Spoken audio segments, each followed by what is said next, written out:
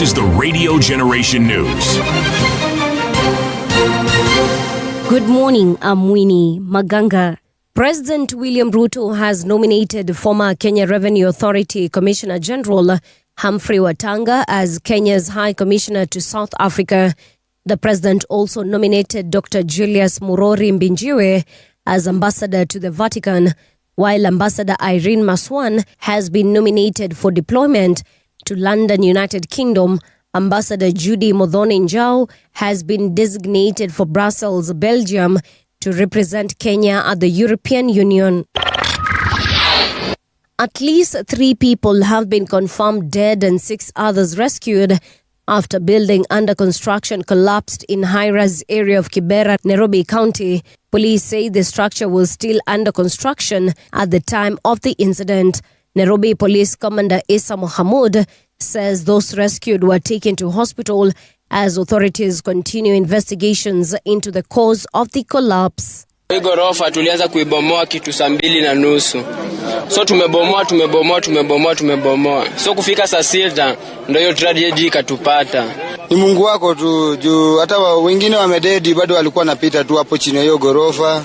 Kibati mbaya hawakuwa wanajua kama ghorofa inaweza anguka. So kwa hii ndio iko avoided. Na believe government I evacuate watu kwa hii space kwa ajili kuna emergency, ina evacuate kwa ajili kuna project development inafaa kufanyika. Na hii development being that ni mass eviction wanaweza peana 90 days watu wahame in a better way. Former Cabinet Secretary Raphael Tuju has pleaded not guilty to charges of giving false information to a public officer. Tuju appeared before the Kibera Law Courts following summons linked to the recent disappearance, which had raised the public concern. The charges relate to an alleged incident on March 21st, 2026 in Karen, Nairobi, where authorities accused Tuju of faking his disappearance.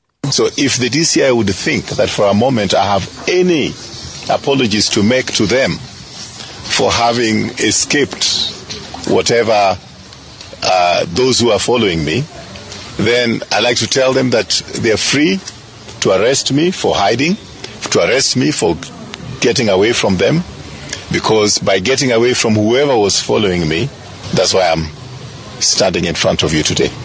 Many Kenyans have not been that lucky.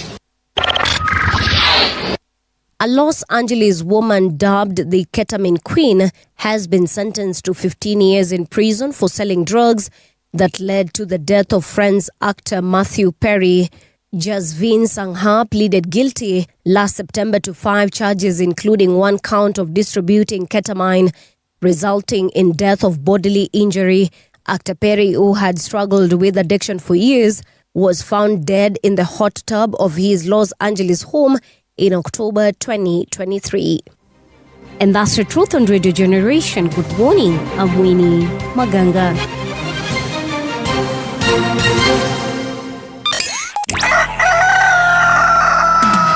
In the beginning, there was morning radio. But now there is Radio Generation's The People's Breakfast. Curious and bold, getting facts from the shadows. That's what it is. Now, as the city wakes and secrets stir, a bright new voice shines. The People's Breakfast. Your morning, your voice, your journey.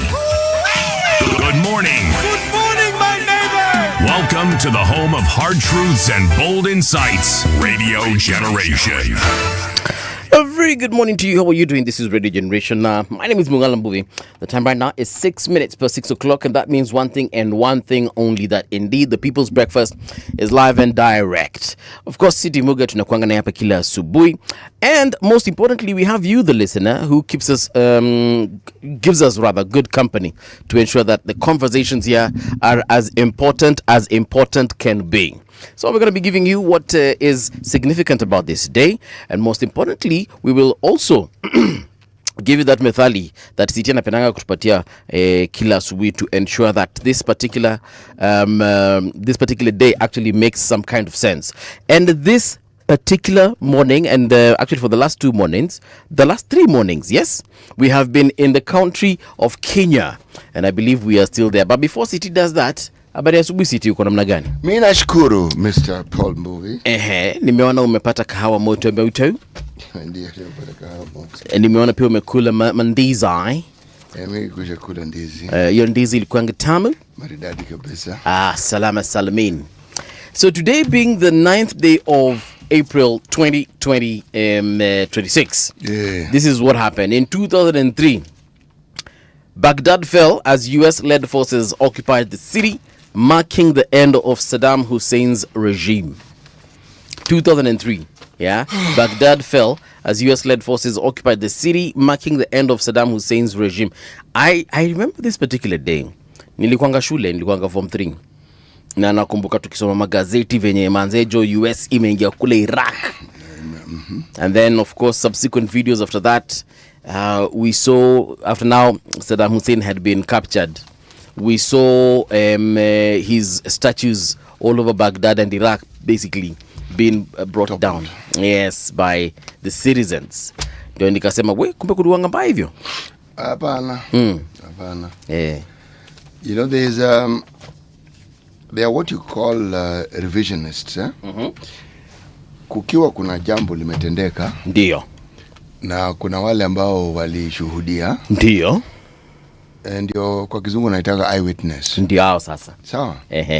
And then kuna habari ambao muda ikisalia inaitwa historia. Historia. Sasa hapo mahali pa historia ndio kuna kuwa na mzungu mkuti, kwa sababu utakuta kwamba kuna vile mambo yao yaliyotendeka yataelezwa, saa zingine haiambatani na vile wale ambao walishuhudia macho kwa macho walioyaona. So the issue of Saddam Hussein and the atrocities, a lot of the things that are said were from the perspective of the West.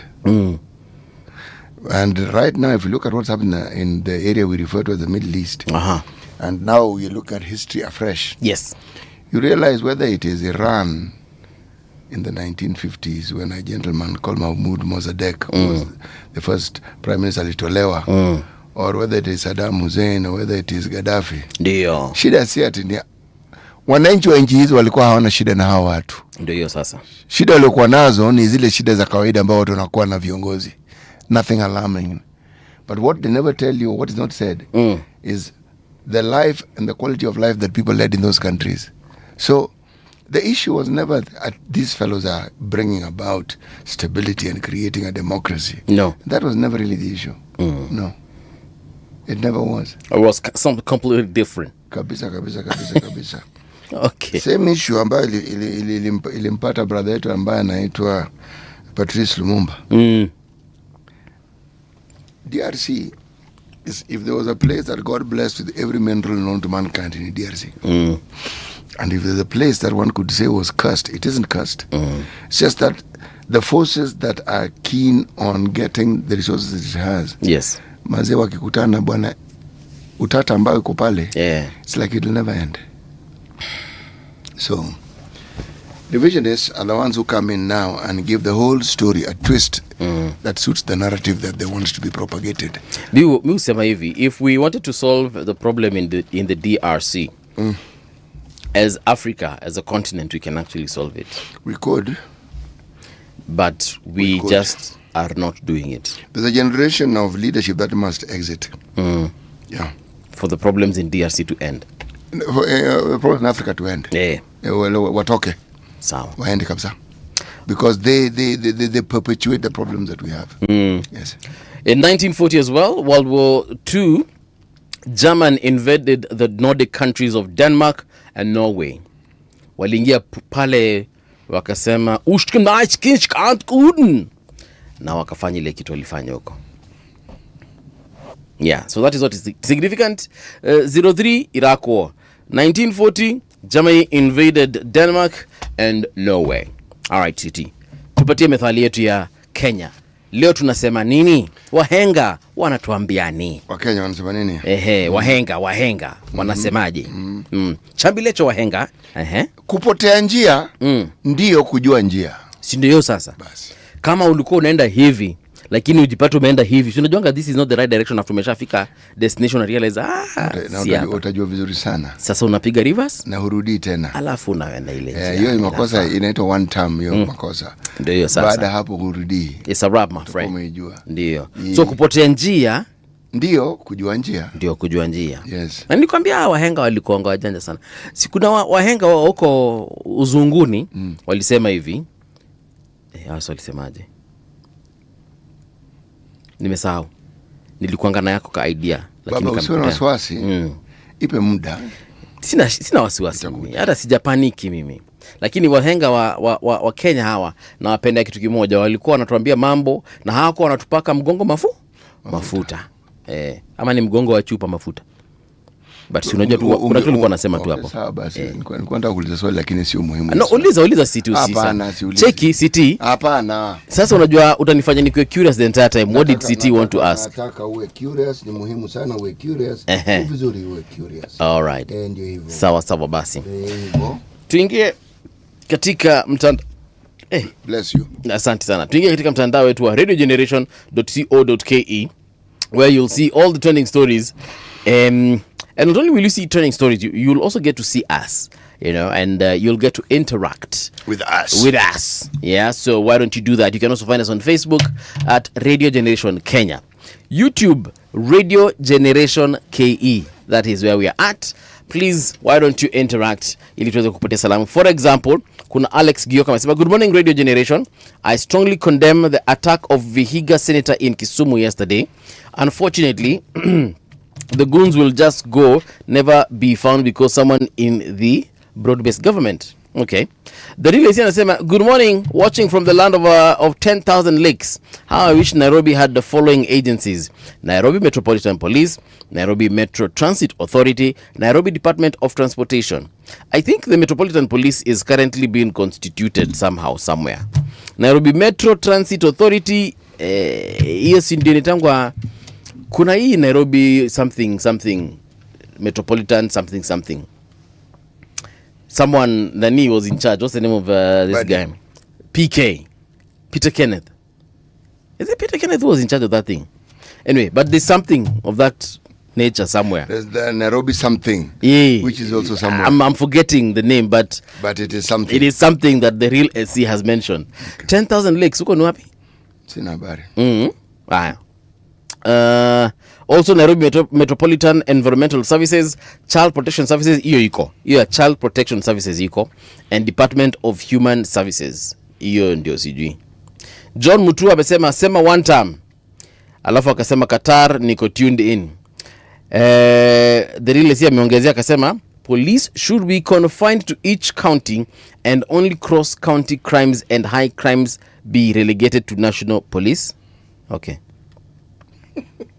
But the police have jurisdictions, yeah? For example, kuna mwenye amesimamia Nairobi area. Why do you think, for instance, you have Kilimani police, Kileleshwa police? So Kilimani police will not come to investigate an issue in Mlolongo. No. They will not investigate an issue in Kawangware. No. Because Kawangware have got their own police station. Yes, that's the whole point. Yeah. Then kuna central police station. Hautapata police commander wa Nairobi akifanya investigations in Nakuru County. No. Sababu Nakuru County iko na commander wao. Yes, exactly. So, yes. We already have it. Nileta wa Nairobi akiwa Bungei, but he was moved, right? So there's someone new there.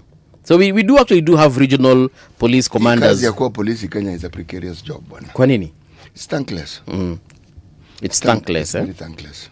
It's an extremely thankless job. But you know, it is their responsibility, number one, to ensure they perform well so that we can actually appreciate them as we should. We do appreciate them, but not... Paul, if those fellows did not do what they're supposed to do, the number of vile creatures with whom inhabit the same geographical areas wako would be overrun.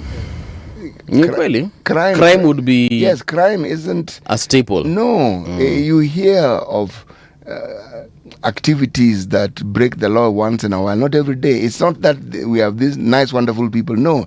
It means members of the police service are doing their job. Yeah. Yes. Actually, when I say it's a thankless job, believe me, it is a thankless job. Actually, you're right, because if you actually hear of the kinds of crimes that they thought before they even are actualized. Yes. And I remember there's a time actually, wakati especially kulikuanga na a lot of Al-Shabaab attacks. Bro, you would hear of daily arrests, weekly arrests. You would hear, some terrorists were captured where before they could detonate. Or they were caught with equipment that they were going to use where. Or they were caught with ingredients that are used to make bombs. So you can these guys actually do work. They do. Na kuna hizi zingine wasikianga tip off, tulipata watu walikuwa wanaenda kuiba kwa bank, tumethwat hiyo. Tip off walikuwa wanataka kuattack sijui some VIP somewhere, tumeshikilia hiyo. Tip off tulisikia wanataka kuingia mahali fulani wa cause kills, tumeshikilia hiyo. So they actually do work. Wale wanachomanga jina za makarao ni hao wengine tu wenye hawananga ati a specific duty. Kazi yao ni kuriport on a daily. Anyway, siku moja tutaongea na makarao vizuri watueleze shida iko wapi. The thing is they don't have a strong PR department. They have a spokesperson, but it begins and ends that they have a spokesperson. But you see the nature of that particular service also. Ufai kuongea kila wakati upige tu kelele upige domo na useme. But you keep people informed. Useme vitu. You see, if you subscribe, for instance, to the social media sites of say DCI and so forth, there are very many things you'll be informed about. Yes, it's in the public domain. But you see, most people don't bother with such things. They don't bother to find out that there are certain it's true, but it's because Kenyans have got other things to do, man, and bigger fish to fry. Yes, the things that they do most is complain. The things you complain about, some of it is the information is already in the public domain, and you don't bother to look for it. So you prefer to complain. If someone tells you, actually, there is a site you can look at, hapana, okay, your hapana is the punctuation. You see, people follow, for example, the police service on social media, okay? But here's the thing. The moment they post, City Muga arrested, he was attempting to steal 20 million from radio generation. The only thing that you will see people saying there, munashika City na mnasahau kuna politicians in billions. So you're right, it's number one, a thankless job. But also, these cops, they have a lot of work cut out for them as far as PR is concerned. Usually you do not need to have 100 policemen rogue. You just need 2 or 3. Na wanachoma jina. Kila mtu anasema ni hawa polisi sasa, si huyu. Hawa. Yeah. See, it's not quite like Parliament where a very large number of those fellows went rogue a long time ago. Okay. The serving of the citizenry who elected them, that went out of the window a long time ago. They serve their own interests at best. So Kevin Kamau says, good morning, watching from Kahawa West, all tuned in, great job to all. Thanks, Kevin. James Obonyo amesema land of 10,000 lakes is Minnesota. So it's Minnesota, that's a land of 10,000 lakes. That's where the real SC is watching from. So thank you, the real SC. And of course, a big shout out to James Obonyo for that fact. That's where we're gonna take a break rather as far as salams are concerned. Tuingia pa katika mtandao tuone what happened in the last couple of hours. ODM condemns attack on Senator Osotsi, demands swift investigations. Did you watch that video? There's a video. There's a video of the senator being attacked. So he was at a restaurant in Kisumu enjoying a meal with a friend, a lady friend. You could see that they were chatting. Then a group of fellows, probably about 10 to 15, 20 max. 15 are many. Yeah. So they approached him and they seemed to say hi to him. The way mtona sitia, siti mambo. And you could see he was responding to them. Then kidogo, they just literally flocked his table. And that is where the beating started. So the lady friend actually alitoroka. Juu alikuwa venye alijiona aliona hapa my friend hii ni noma. So Dema ka take off. Then these folks now started dealing with the senator. Alijaribu kujishield kidogo, but he was obviously overwhelmed. Found himself on the floor. They kicked him. They slapped him. They hit him with stuff. I don't know what exactly they were using as objects. And then the staff of the restaurant, I believe it was a Java, if I'm not wrong.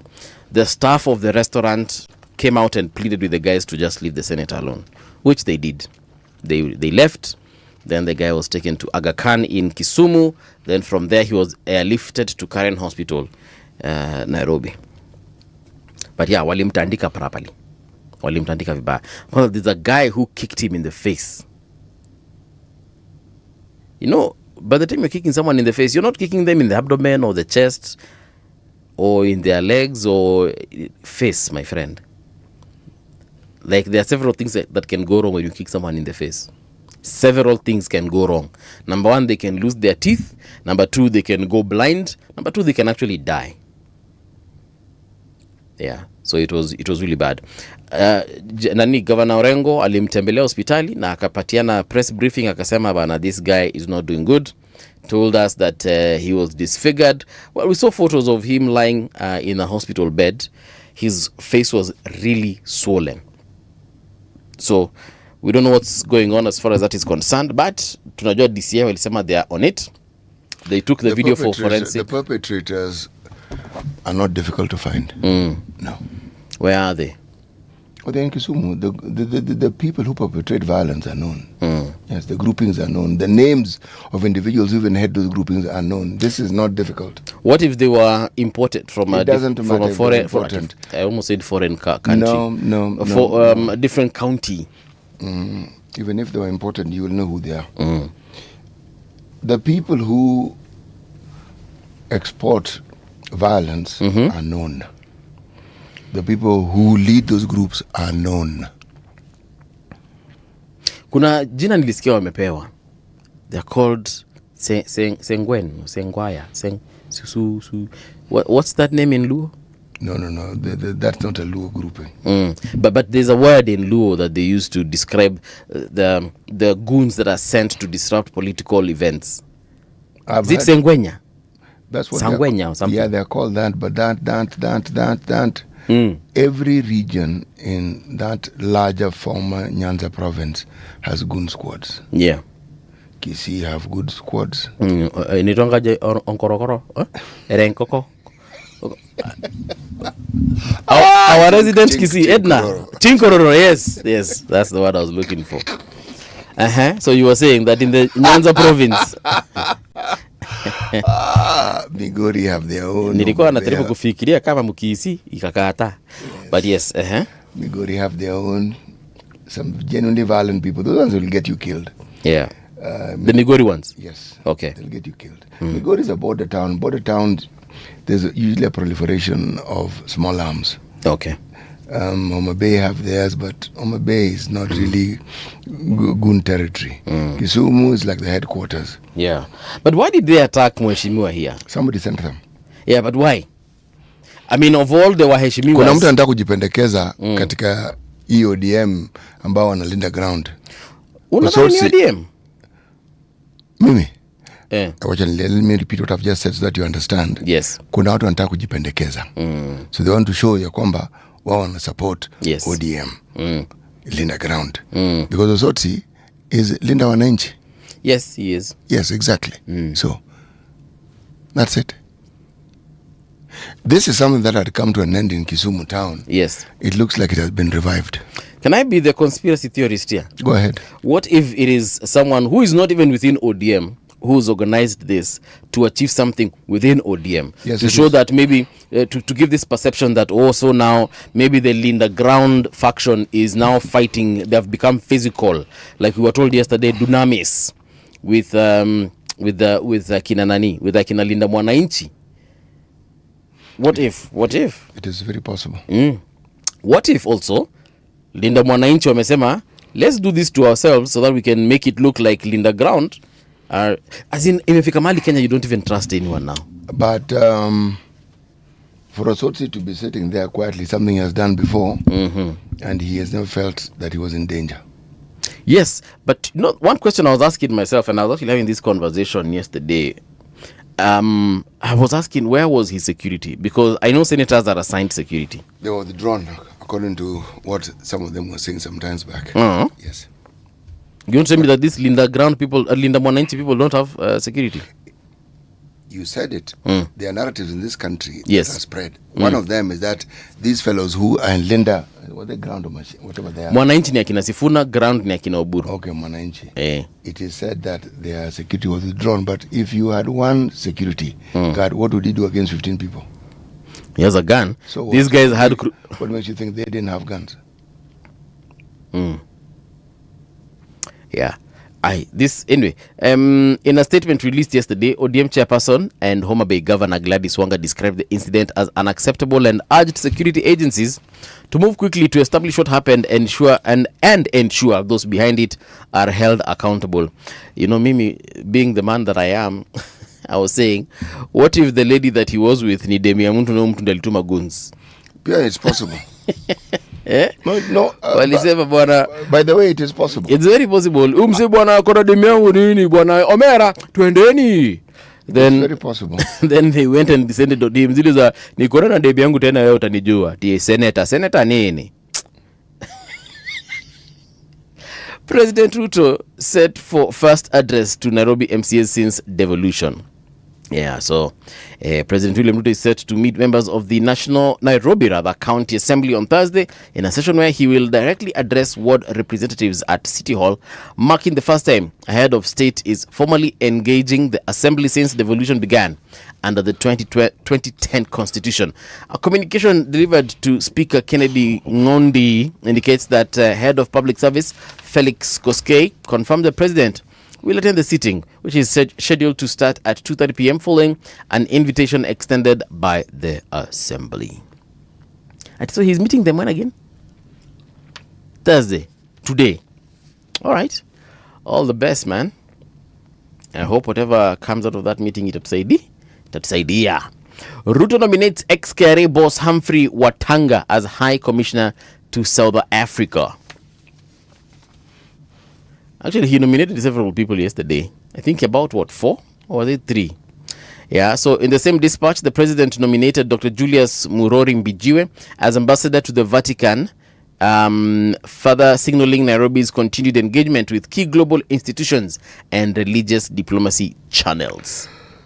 Kuna Irene Maswan nominated for deployment to London, United Kingdom, and Ambassador Judy Muthoni Njau designated for Brussels in Belgium to represent Kenya's interests at the European Union. European Union officially iko wapi? Brussels. Yes. That is like that is their HQ.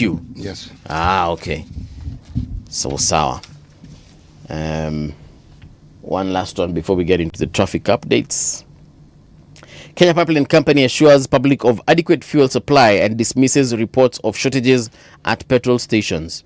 Well, I mean, there's what KPLC or rather KPC is saying, and then there's what is happening on the ground. Yesterday I went to fuel, and I was told I can't fuel above 2,500 at the petrol station that I went to. Kauliza, what do you mean? Kanaambia tie atupatie watu mafuta mingi zaidi ya hiyo. So I was like, but I need more.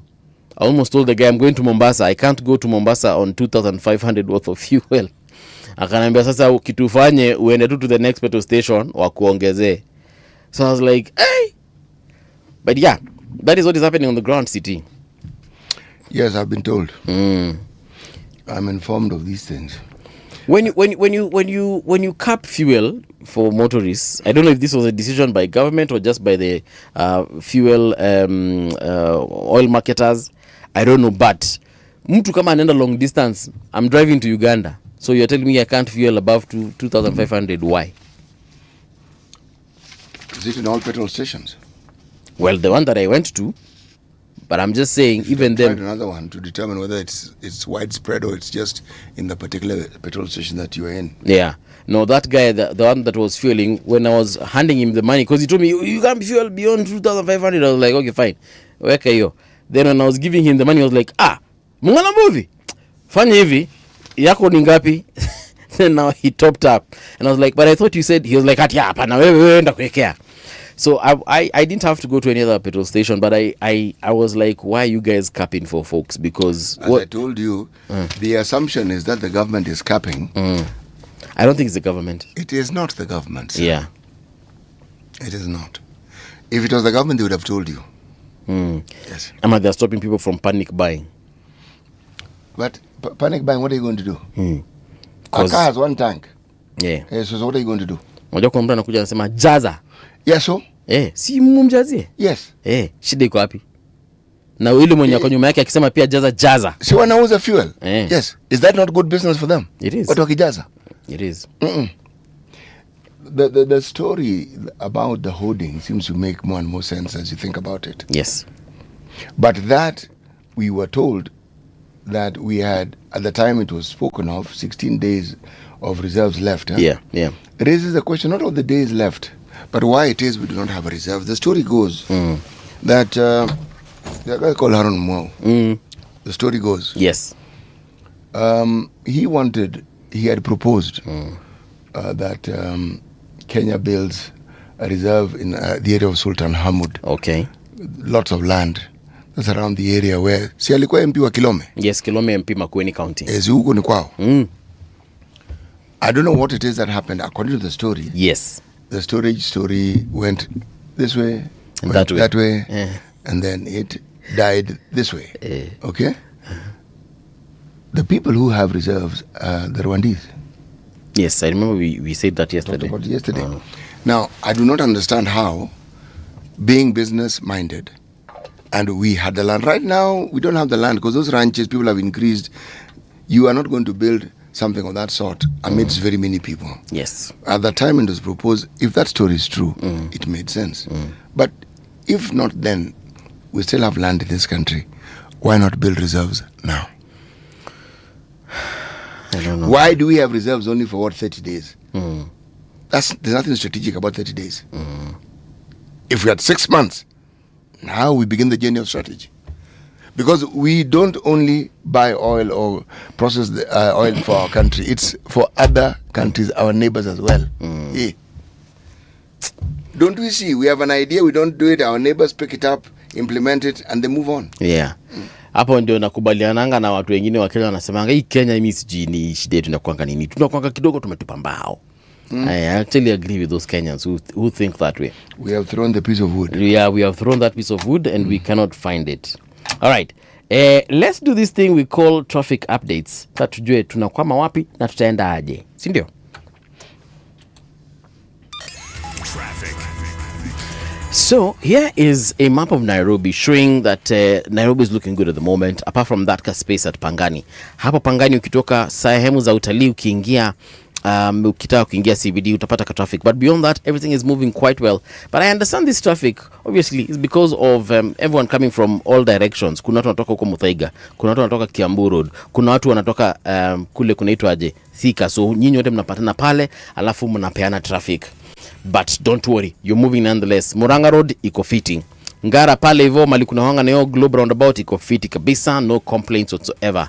Westlands area also looking good, so that means that if you're driving through in and out, everything is fantastico. Parklands as well is looking fantastico. Let's get out of Nairobi kidogo and we go towards Thika. Thika naona mko sawa pia, nyinyi hamna stress yote kwa barabara. You guys are moving quite well, which is a good thing, isn't it? Then there's this is now where Kahawa West area. Also, I can see the road network there is looking quite well. No traffic snarl-ups whatsoever. If I go towards Ngong area as well, Kajiado County, mko sawa kabisa, nyinyi hamna stress. Naona hiyo barabara yenu ina move swiftly, so that means that you guys are not jam-packed in any way, shape or form. Wadosi wa Runda, naona mko sawa kabisa, mkipitia Northern by sini wadosi wa Runda? Wadosi wa Runda mko sawa kabisa. Acha nitumie kizungu ndio wanielewe. So Runda is looking good at this particular hour. I'm seeing the roads quite clear. You guys are moving quite well. Then we have Limuru Road, also not jam-packed at this particular hour, and that extends all the way to Ruaka. Then we go to Karen as well, like I said, Ngong area, Karen. You guys are looking fantastic. And then now I go to watu wa Kibera na Mkofiti. Now I want to fly all the way to Mombasa County. Mombasa County. Mombasa iko sawa kabisa, haina shida yoyote kule sehemu za Fort Jesus, Mombasa Island yote naona kwa kweli iko rangi ya kijani kibichi, kumaanisha kama si nyekundu, barabara zote za songa vizuri tena sana. Sasa sisi tu kicheka na ningeenda Kibera na ningeenda Ruiru unajua lazima uge kama Joroge ndio kuelewe. Traffic on Radio Generation. It's time for the newspaper check. Nipe nikupe. Majibizano kali yazuka baina ya Rais Ruto na aliyekuwa naibu wake Gachagua katika mazishi Nyandarua. Ana kwa ana ndivyo wanasema hapa. Kwa mara ya kwanza tangu Ruto na Gachagua wageuke mahasimu, wawili hao walikabiliana na ana kwa ana katika mazishi ya mbunge wa zamani wa All Kalau David Kariaho, ambapo walitupiana cheche kali za maneno. Habari hiyo utaipata ukurasa wa pili. Did you see the suit that Rigiji was wearing? That thing was pristine. Hiyo suit iliweza jana mazejo. Yeah, I was looking at it, I was like, hey, hata nikasahau kidogo alikuwa anatoa cheche za moto katika mdomo wake. Nikasema, hey, hiyo suit iliweza. Yeah, it was a smart one. Yeah, but I watched the exchange. It was quite the exchange. It was me. I found it actually very interesting. But when the president, and you know, this is where the president, I would say, is privileged, because he had the last word. As the president, you know, once umeshaongea ni hivyo, story imeisha. Nakuja wanaongea, Senator Methu wa Nyandarua County alikuja akasema kile alisema, akaambia president, mimi nakuheshimu, lakini mimi sikuogopi. Then that is when they switched off his microphone. Then I think alikuwa anajiongelesha tu. No, he noticed it's off. He also shut up. And then the MC, who is his colleague in parliament, actually, I think they are both on the same side of the aisle. He came and he told him, no, bana bro, leo hatufanyi siasa hapa. Then he said, okay. He agreed to the terms and conditions. The moment the microphone went on, he went on to politics. And I was like, being a politician in Kenya, ni noma tena sana. So mpaka ikafika mahali MP mwingine alikuanga MC, I'm forgetting his name. He was just like, guys, what on earth? So they switched off his mic a second time. Now this is Senator Methu's mic. And he decided, I am not moving from this podium until that mic is switched on. So for them to be done with him, they just put it on and they waited for him to do what he came there to do, and he left. Watu mnadhaningi ati Churchill ni comedian. These are the real comedians. No, that isn't comedy. No. It was funny sitting. No. Aki, it was funny. Me, I laughed. If we are to refer to, if we were to implement the concept of bad manners, this is it. Yeah. Not theft. Theft is not bad manners, just theft. Right. This is bad manners. It's a funeral, for heaven's sake. It is a funeral, yes. Yani, no decorum. Yeah. No respect for the family. You've gone there with your own agenda, and damn the mourners. Yeah. Yes. Hata kuomboleza, the constituents who have lost a member of parliament, 0. Wewe ni kuzusha tu. And guess what? Mimi kama kuna mtu mmoja na kwanga nimepigia salute, ni President Ruto. That guy had a straight face the entire time. Personally, I think I'd be busy talking to guys, you know, just trying to ignore this fellow on the podium. I'll probably be asking Kindiki, leo nani anacheza Liverpool na PSG, unaona itatokezea aje? Because the way he had a straight face, he was just looking at the speakers, several of them, of course. He was just looking at them like this.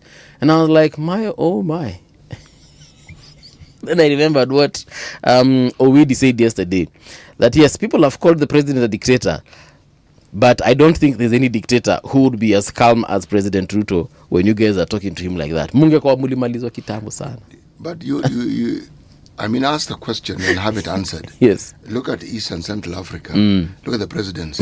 Which president do you know of East and Central Africa who can be referred to the way President William Ruto is referred to? None. Bro. Where? Jaribu kuita Museveni Kasongo. See. Aki jaribu. Ati Kaongo. Aki jaribu. Try. Jaribu. Try. Jaribu kuita Mama Samia Kasongo. Just try. That will be your first and last time. Salva Kiir, now that's a completely different story. Why are we even going there? Well, we're talking about the region. Try that in Ethiopia. Yeah. You'll find yourself in Eritrea. Try that in Ethiopia. Or even that Eritrea. Try in Eritrea. But yo, man, I mean, the president was... Na alikuwa tu hivi.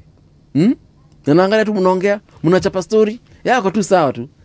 Time yake ya kuongea venye ilifika akasema mimi hakuna mtu ananitishia ruhusa.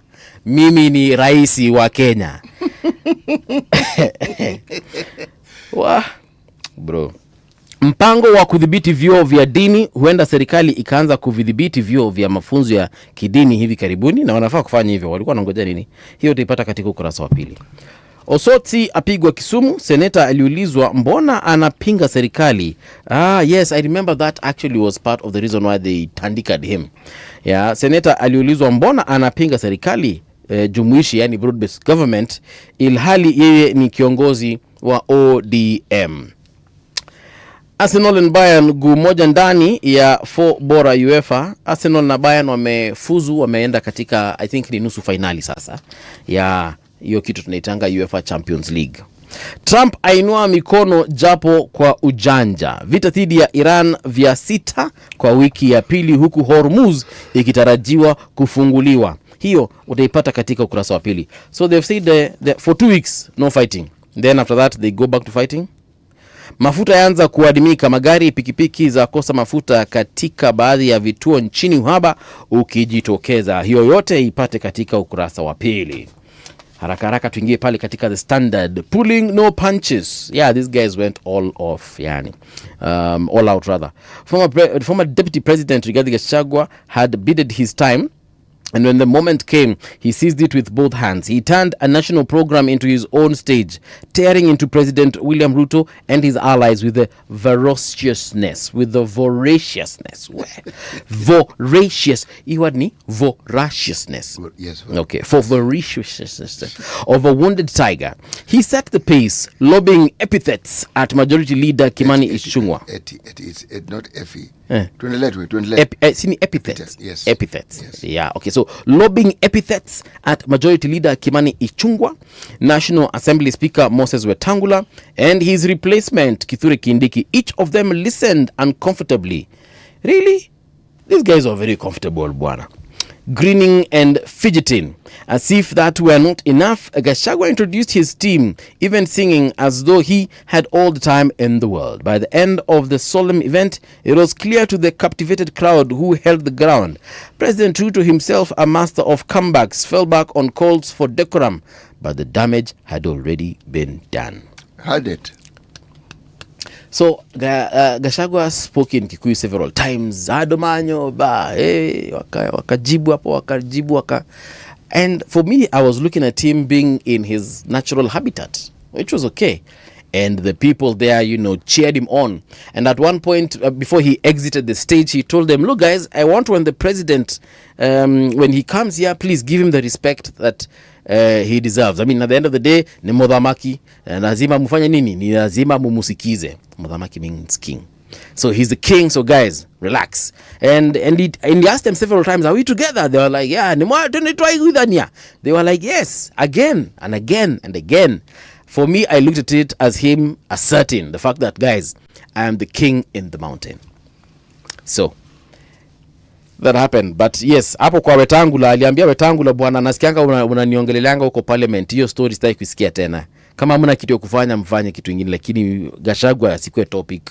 Then he told Professor Kindiki that, look, you have started talking about the next leadership of this particular area. We do not talk about inheritance until people are buried. But as long as they're still above ground stories, nani anachukua kiti, mtachagua UDM ama DCP ama ODM atuongeangi. So akamwambia hapo, that's a false note. That's not. That runs contrary to what he himself has been doing all along. Yeah, so the point is he was attacking everyone. And then of course akaambia president, watu wa PCA hapa wanauliza, ile mambo mlifanya kule makanisa mnashidaga mkitupa matia gas muashe, na uajibu kwa sababu gani? Yeah, so that is what happened. Yeah, so here's a clip that tunafaa kucheza kidogo. Acha nione inasema nini. Nimeelekezwa na producer tusikize hii. Mimi nataka nikueleze jambo moja peke yake kama senator wa hapa. Sasa nikisema Mheshimiwa Rais, tulikuwa na wewe pale kwa Mama Mukami Kimathi, ukatuambia barabara ya kutoka Kinamba kwenda Karangadha kwenda kwa haraka itawekwa lami na haijawekwa. Nimepiga siasa gani? Mheshimiwa Rais, nikikueleza tulikuwa na wewe Shamata, ukatuambia barabara ya kutoka hapa Kariamu kwenda Kaka, kwenda Shamata, itawekwa lami na haijawekwa. Nimefanya siasa gani? Nikisema Mheshimiwa Rais, ulikuwa hapa. So that is Senator Methu of Nyandarua County saying, or rather asking the president, look, you promised these things and you haven't delivered. So I am not really politicking. I'm just reminding you as the president, you made promises and you have not delivered on them. So, like I said, hii siasa bwana si ya kila mtu. On the front page of the Star newspaper, inside the fuel saga, how Kenya Bureau of Standards and Wandai emerged unscathed. This story is on pages 4 or 5.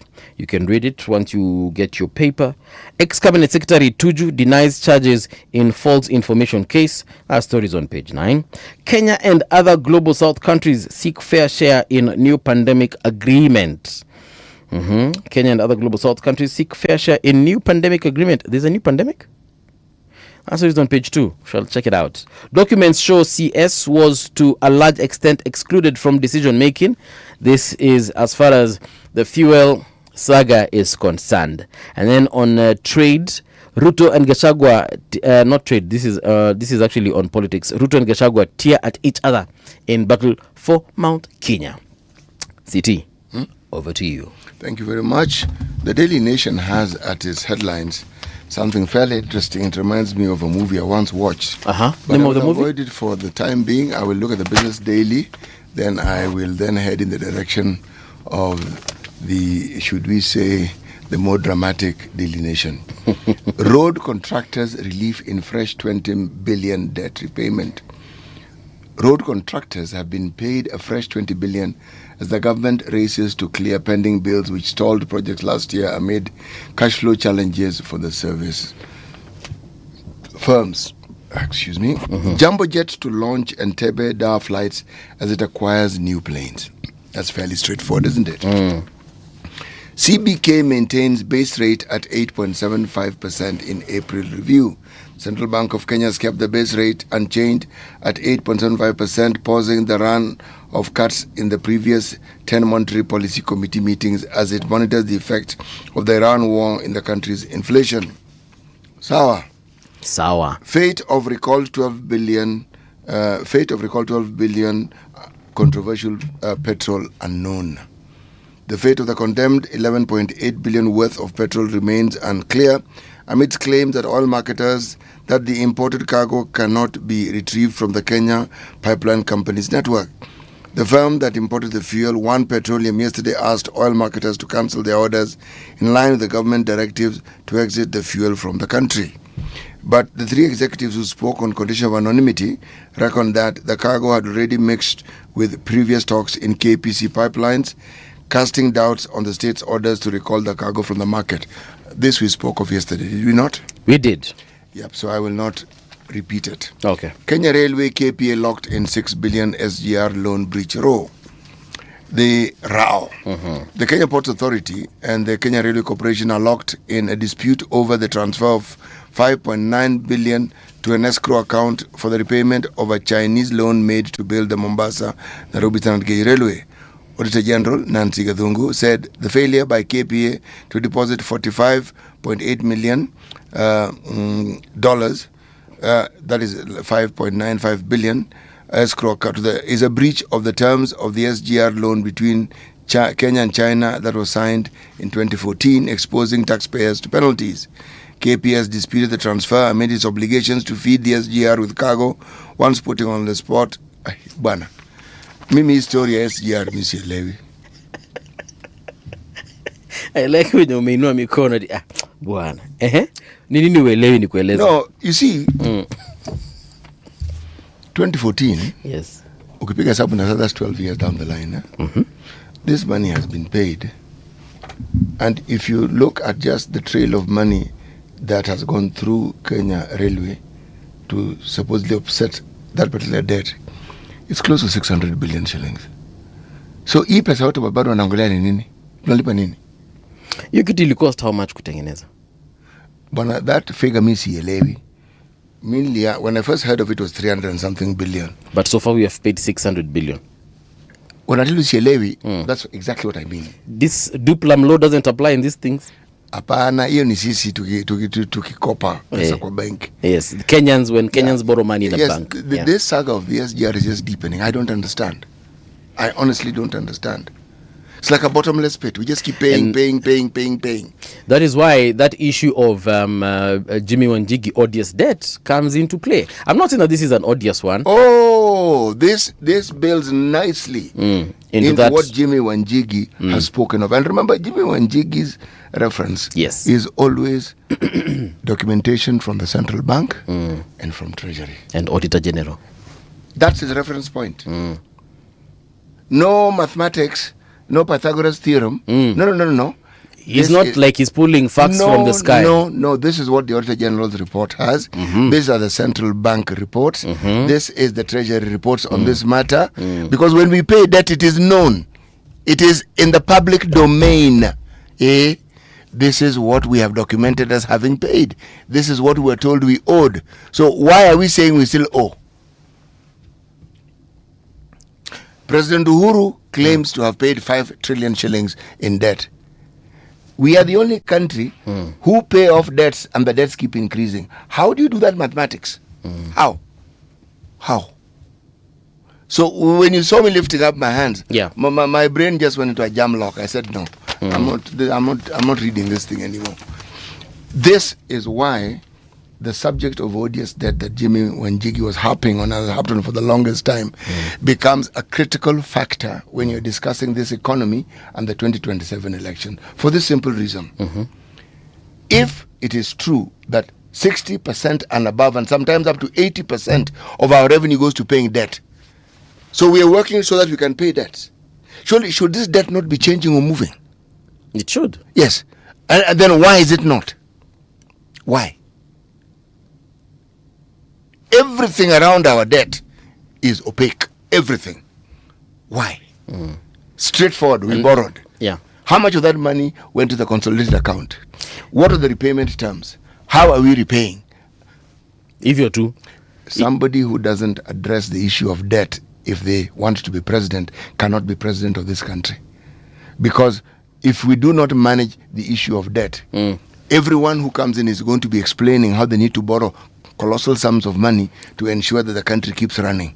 So this debt story will never end. You know, there's something I learned here on the show, and I can't remember who exactly said it, but they reminded us that during President Kibaki's time, for a very long time, he didn't borrow money. He just said, look, guys. 1 year. Yeah, 1 year. No, not only that. 1 year, not only did we not, what he did was he froze all development projects. Froze. We are not incurring new expenditure on this. No new roads. No. The ones we started, let's see what we can do. Tumaliza hizo. Then he reorganized our revenue collection. That 1 year. Yeah. In the Kibaki government era, we would borrow only 5% of what we needed. 5. There's a year we actually didn't borrow. Nakumbuka President Kibaki again. And I'm saying I remember this because I was involved in one way or another with that advert. There was an advert to encourage people to start paying taxes, especially those who hadn't started. Yes. Those who had defaulted on taxes to, now resume. And I think at that particular time, a lot of people were given waivers and they were told, look guys, we have forgiven your past mistakes. Tuanze afresh, lakini tuanze. Do you know that revenue collection shot up? Nakumbuka because nakumbuka hiyo advert actually shot up. Yes.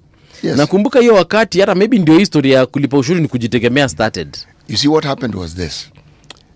When the president stopped this massive borrowing from domestic sources like banks, the banks were forced to hawk the money they have to citizens. Yes. That's when personal loans came into being. Yeah. And it changed very many things for very many people. You could now access money that previously you could never access. So you had access to credit, which means you had access to expanding your business. Yes. You had access to refinancing your dead business and so on and so forth. Yes, you could. And start new businesses. Yes, you could. Banks went back into the business that they were... Of banking. Yes, buying and selling money. That's what they were doing. Isn't that the time akina Equity sasa walianza kuingia other territories as well? Yeah. KCB nakumbuka ikaingia other territories. Yes. Nakumat ikaingia other countries like na Rwanda I found Nakumat in Mbarara, Uganda. Just so that you know, KCB was already in Mbarara. Yeah. Yes. That's Equity the time because they had so much money they didn't know what to do with it. My point exactly. You see, when you have a system that we know worked and we see and there's evidence, Uhuru inherited cash. Uhuru inherited a healthy government. Uhuru borrowed like there was no tomorrow. This is not, and some of them are commercial loans which were due after 10 years. This government comes in, they find those loans are due. They have to start paying. The option is you default. If you default, hellfire rains on your citizens. Actually, on Uhuru borrowing money, there's a time because I was working on a show called XYZ. I hope you guys can remember it. It was a puppet show. There's an episode we did on borrowing where we showed that the government of the time had borrowed so much money that the next president didn't know where to borrow from. Borrowed from the UK, borrowed from China, borrowed from borrowed from Baki kafika mali. And the time, of course, we were predicting that President Ruto would obviously take over from President Uhuru. So we showed this character of President Ruto coming to President Uhuru and telling him, my friend, bana umechukua pesa kila mahali, mimi nikikuwa president nitaweza kutoa pesa wapi? And true to what you've actually said, a lot of those loans were due in a certain time when that particular president wasn't going to be president. Some of them are 10-year loans. Yeah. So if the guy becomes president, the loan is due. Yeah. So he literally kicked the can down the road in advance, knowing very well that he will not have that headache. No, that headache won't be his. Yeah. And this is the headache that we deal with. Bro, there are times 80% of our revenue goes to paying debts. 80. So we remain with 20. What do you do with 20? You're juggling paying what?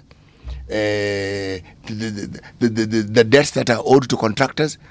These are people who are contracting the previous government, not this one. Okay? You need to give the counties money. Schools need money. Everything needs money. You have 20% of your revenue. You are collecting 3 trillion. Let's be kind. You have a budget of 4-point-something trillion. How on earth are you going to meet this shortfall? Because what you're remaining with is barely a trillion. Barely. Lakini sasa tuseme hiyo situation iko venye iko. Si ndio? What are the options that President Ruto has? I believe that he shouldn't borrow for development. He should just, first of all, manage what we have. And I know probably someone else who is living in a place where there is no electricity, they are wondering, what do you mean tusichukue pesa na hatuna steam? But I'm just saying that we are getting deeper and deeper into this rabbit hole, and at one point we might not be able to climb out of it. Actually, the person who comes after Ruto will have an even bigger problem. Who comes after Ruto? We're already at 12 trillion. That's a debt, and we're paying off. And guess what? We will probably, or Kenyans will probably hate that person more than. Unaona hizi stories za Ruto must go, hiyo time itakuwa worse. Hiyo time itakuwa X must go now. So it won't be at USG next elections, at we wait 5 years. I think for that particular individual it will be really, really bad. The situation that we have in the country right now, and this is where perhaps we fail in having an honest conversation. Whatever you say, that we haven't capsized as a country is something. Is a miracle. Yes. Lakini hata hivyo, I think this government, there's something that can be done. Kama wakati wa COVID city tuliambiwa ati people were on 50% salaries, some even lower than that, some even lost their jobs and they lost their businesses. People were told fungeni mishipi tighter. That means move from where you're living, go to a smaller house. Move from that neighborhood, go to a cheaper neighborhood. A carpool for guys who have got vehicles. Na watu wa matatu wakaanza kuambiwa pia wasaidie watu by reducing fares and so if we were told to do that, the government also needs to do something. The government needs to tighten its own belt. Bro, the optics of opulence that this government has displayed will continue working against it for the longest time. Exactly. And guess what they need to do also? We're on history of corruption, because we cannot be in this mess that we're in and corruption is still being allowed to. Kwani history ya oil saga unafikiria nini? Buda watu wanafaa kushikwa, watu wanafaa kufungwa. Wakunyongwa wanyongwe. That is the only way. Otherwise, tutakuwa tu hapa hivi tukicomplain day in day out. If there's a person who wants to be president of this country and isn't having a discussion with the citizens about the debt issue, that person should not be president. That person cannot be president. We are losing 3 billion daily. Sindio? Yes. That is roughly 1 trillion. Actually, it's more than 1 trillion yearly. We have got enough money to pay our debts and still do development, as long as corruption is clamped down. Hakuna njia ingine wasi. Here's the news with Winnie Maganga.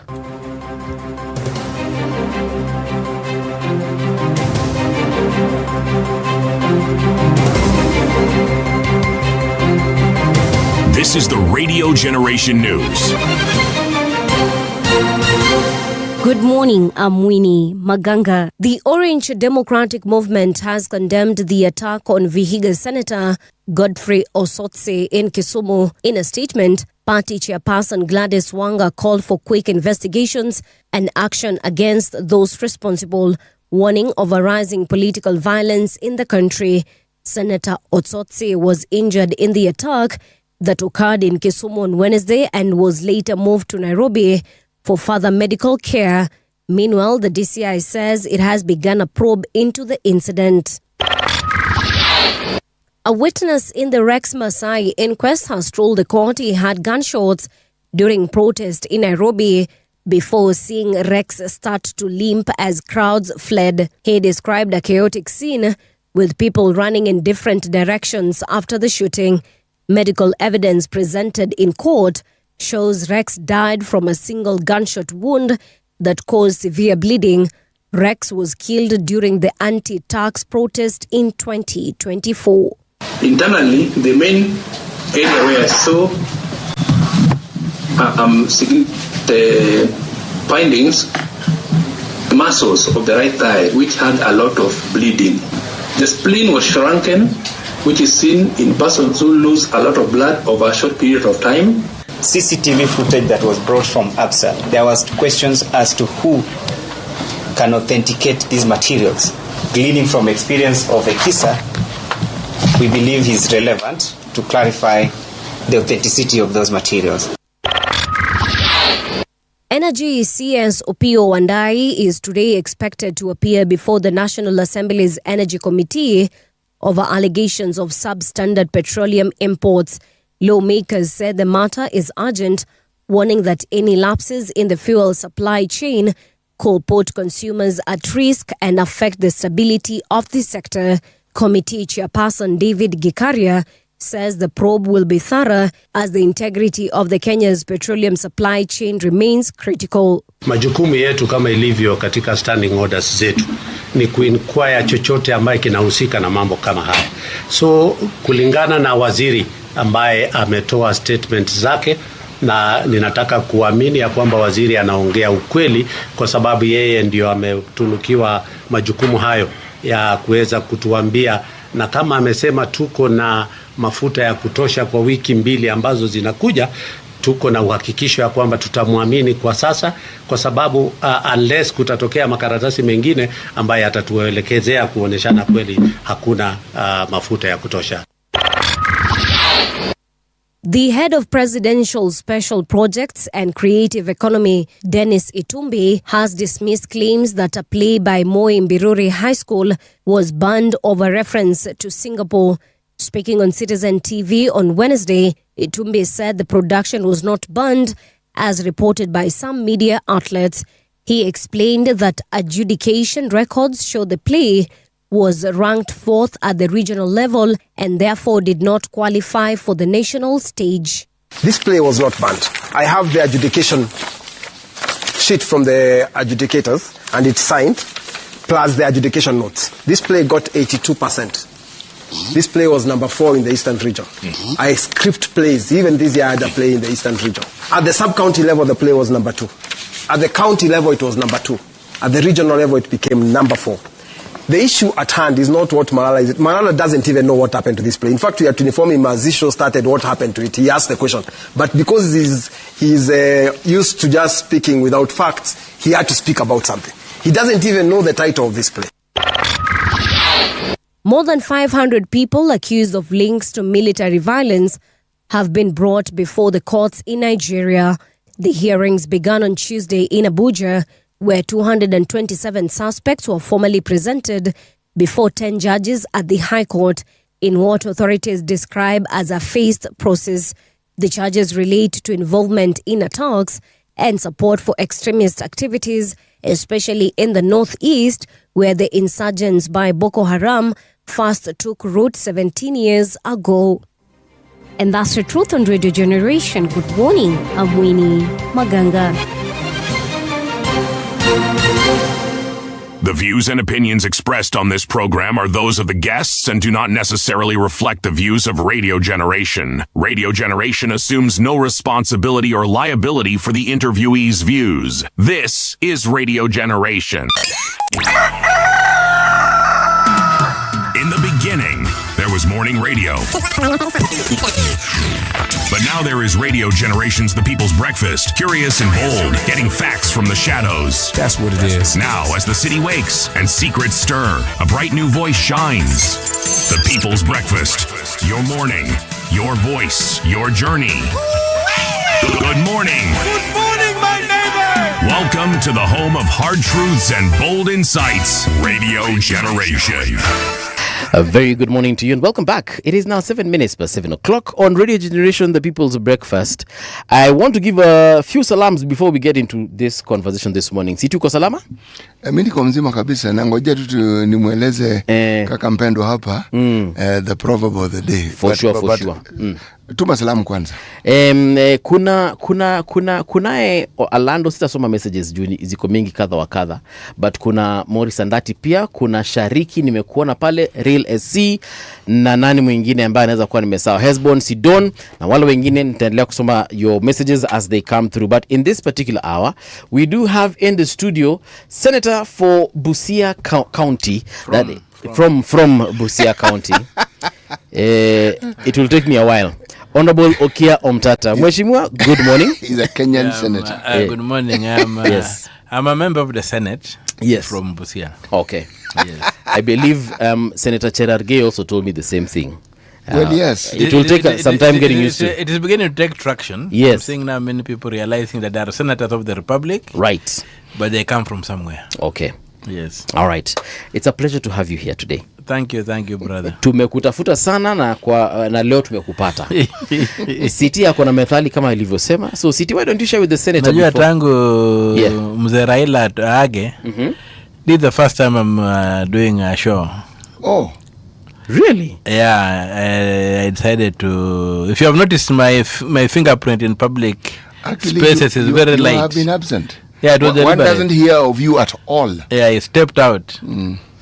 Why? I stepped out to study the situation. Yeah, and also to let the chips fall in place first. There are too many unidentified objects flying. You could be taken out by one. So Raila unleashed a force that his death unleashed a force that was difficult for me to wrap my mind around. So I began watching the various narratives or whatever that were emerging from his death, because Raila's death is not a single story. It was an anthology. Yes.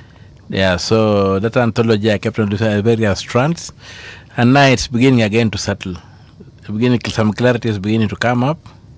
We are beginning to understand what this thing called broad-based was. We're beginning to, as it unravels or as it consolidates, I don't know.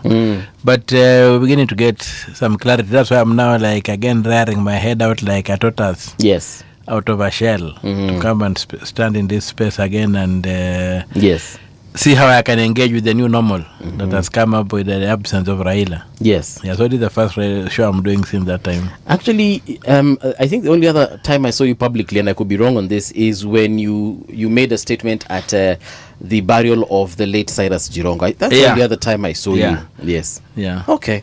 And even I made a very subdued statement. Yes, it didn't even take a minute. Yeah. You literally just said Polo to the family. And walked away. And you walked out, yes. Yeah. Okay. City, methali.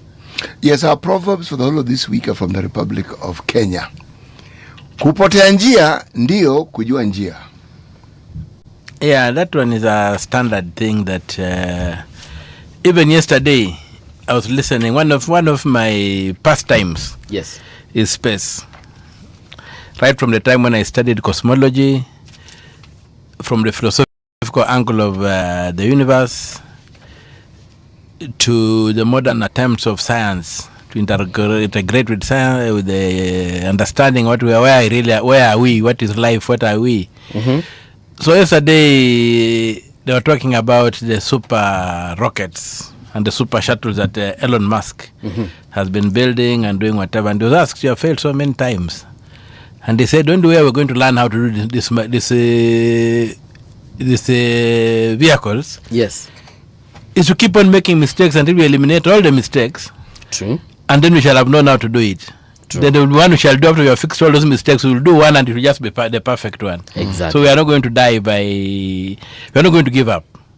So I think the program basically says that learning is a good process. Yes. Learning is something that no experience. Yes. No experience is useless. True. So you make use of all the experiences you encounter. You learn from every single activity and occurrence. Yes. I agree with you, Senator. Yeah, so life is just positive. Whatever, nothing can make life negative. Yes. Yeah. I'm sure, like, you were just telling me earlier on before we went on air, and I told you this actually before so that you can tell me what you told me. I told you for a very long time until very recently. I thought you were a lawyer because every time I saw Okiya Omtata, even before you were senator, you were in court. I don't think I've even seen a signpost to a law school, let alone being inside a classroom. Yeah. so I thought there was Omtata and advocates somewhere. No. But now you tell me that you are not. No, I'm just a layman. Yeah. Okay. I have many lawyers who are friends. Good. I'm not a land friend, but I'm a friend to many land friends.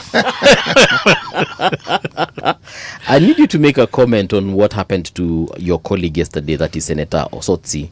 What do you make of that particular incident? I'm unable. First of all, I just thank God that those people did not drag him out of the hotel because it was a crowd. It was an organized. It was a crowd on a mission, and their mission was to eliminate him. I'm just happy that there was some response from the hotel staff. Yes. And in the nick of time was saved. I still feel the pain of that kick to his mouth. Yeah. Because as you know, I've also been hit in the mouth and I don't have 10 teeth in my mouth. You lost 10 teeth? If you look at my mouth, it's all wired up because goons attacked me and I left 10 teeth. So I'm imagining the kind of trauma he's going through. I'm praying for his quick recovery. I intend to try and see if the hospital allows, because also when somebody is sick, you don't want to stress him out. If the hospital allows, I can go in and see him today. It is something that is really bad. For, some of us don't know how to organize goons. And in fact, I was asking the clerk of the Senate, Mr. Nyegenya, yesterday when we talked on phone and he told me about it. I asked him, Mr. Nyegenya, now, what happens to those of us who don't know how to organize goons? Yeah. Those of us whose tyranny is only in brains. We don't have a tyranny of fists. We don't get a physical. We want to engage people from a point of reason. So I don't know what's going to happen to us, but the attack on Osoti should be dealt with. I'm happy that it was filmed by CCTV. Yes. And our police have the capacity to get after those people. The police only fail when they are sabotaged. Our police don't suffer from incompetence. Our police don't suffer from negligence. Our police suffer from sabotage by those people who are in charge of the state. So the Osotsi case must be resolved, and we need to get the culprits, the actors, including those who sent these people. Because it look like a hired crowd of assassins. So I would like to see that Mr. Kanja, Mr. Lagat, the DCI, get onto the job, the NIS, get onto the job and give us who the culprit is, because the most important function of our government is to protect lives and property. True. And also there was a dead man walking. And we look at the audacity with which it was done. In broad daylight. Yeah, what level of impunity? I wouldn't even to me to say that it was intolerance is not whatever. And to me, it is a political hooliganism, whereby they just believe that in politics there's no decency, there's no law, it's the jungle. Right from when you listen to the head of state and so-called united opposition exchanging, like they live in a vacuum. Yes. Calling each other names that you can't even mention and doing so on national TV. So it's really sad for this country, and they say I think we need some soberness to come in. Yeah. It's just like the devil, the hell has been emptied of the devils and are all in Kenya and they are breeding, not just even just walking. Like Lucifer and this army is just living here. So we need to condemn it. I was even hoping that the Senate could be recalled. Yes. Because we are on recess right now. Okay. I hope that the leader of majority and the minority sides and the speaker recall us so that we can debate this thing when it is still hot, and we can call the police to come and tell us exactly what has done. Manhandling Governor for Samburu, that is Honorable Leleleti. Yeah. What is happening in Senate, between the Senate and governors? Well, I think first of all that thing, the so-called citizens arrest, I think was exuberance of youth. To the exuberance of youth. If you look at the age bracket of the senators who went to tackle the governor, yes, they were mainly young people full of red cells. So yes, and I think they had been provoked by the fact that the governor had refused to appear before a committee. Then he comes to hold a press conference, sort of to show the Senate the middle finger. And the police, the Inspector General of Police had been earlier on summoned, and he had said, you just give us the summons which I delivered these people. Right. We have police officers at the Senate. We have a whole security detail. So these people are asking, why is it that this guy is mocking us here? There's an arrest warrant on him. The Inspector General has promised to bring him, and we are not seeing him being arrested. Yes.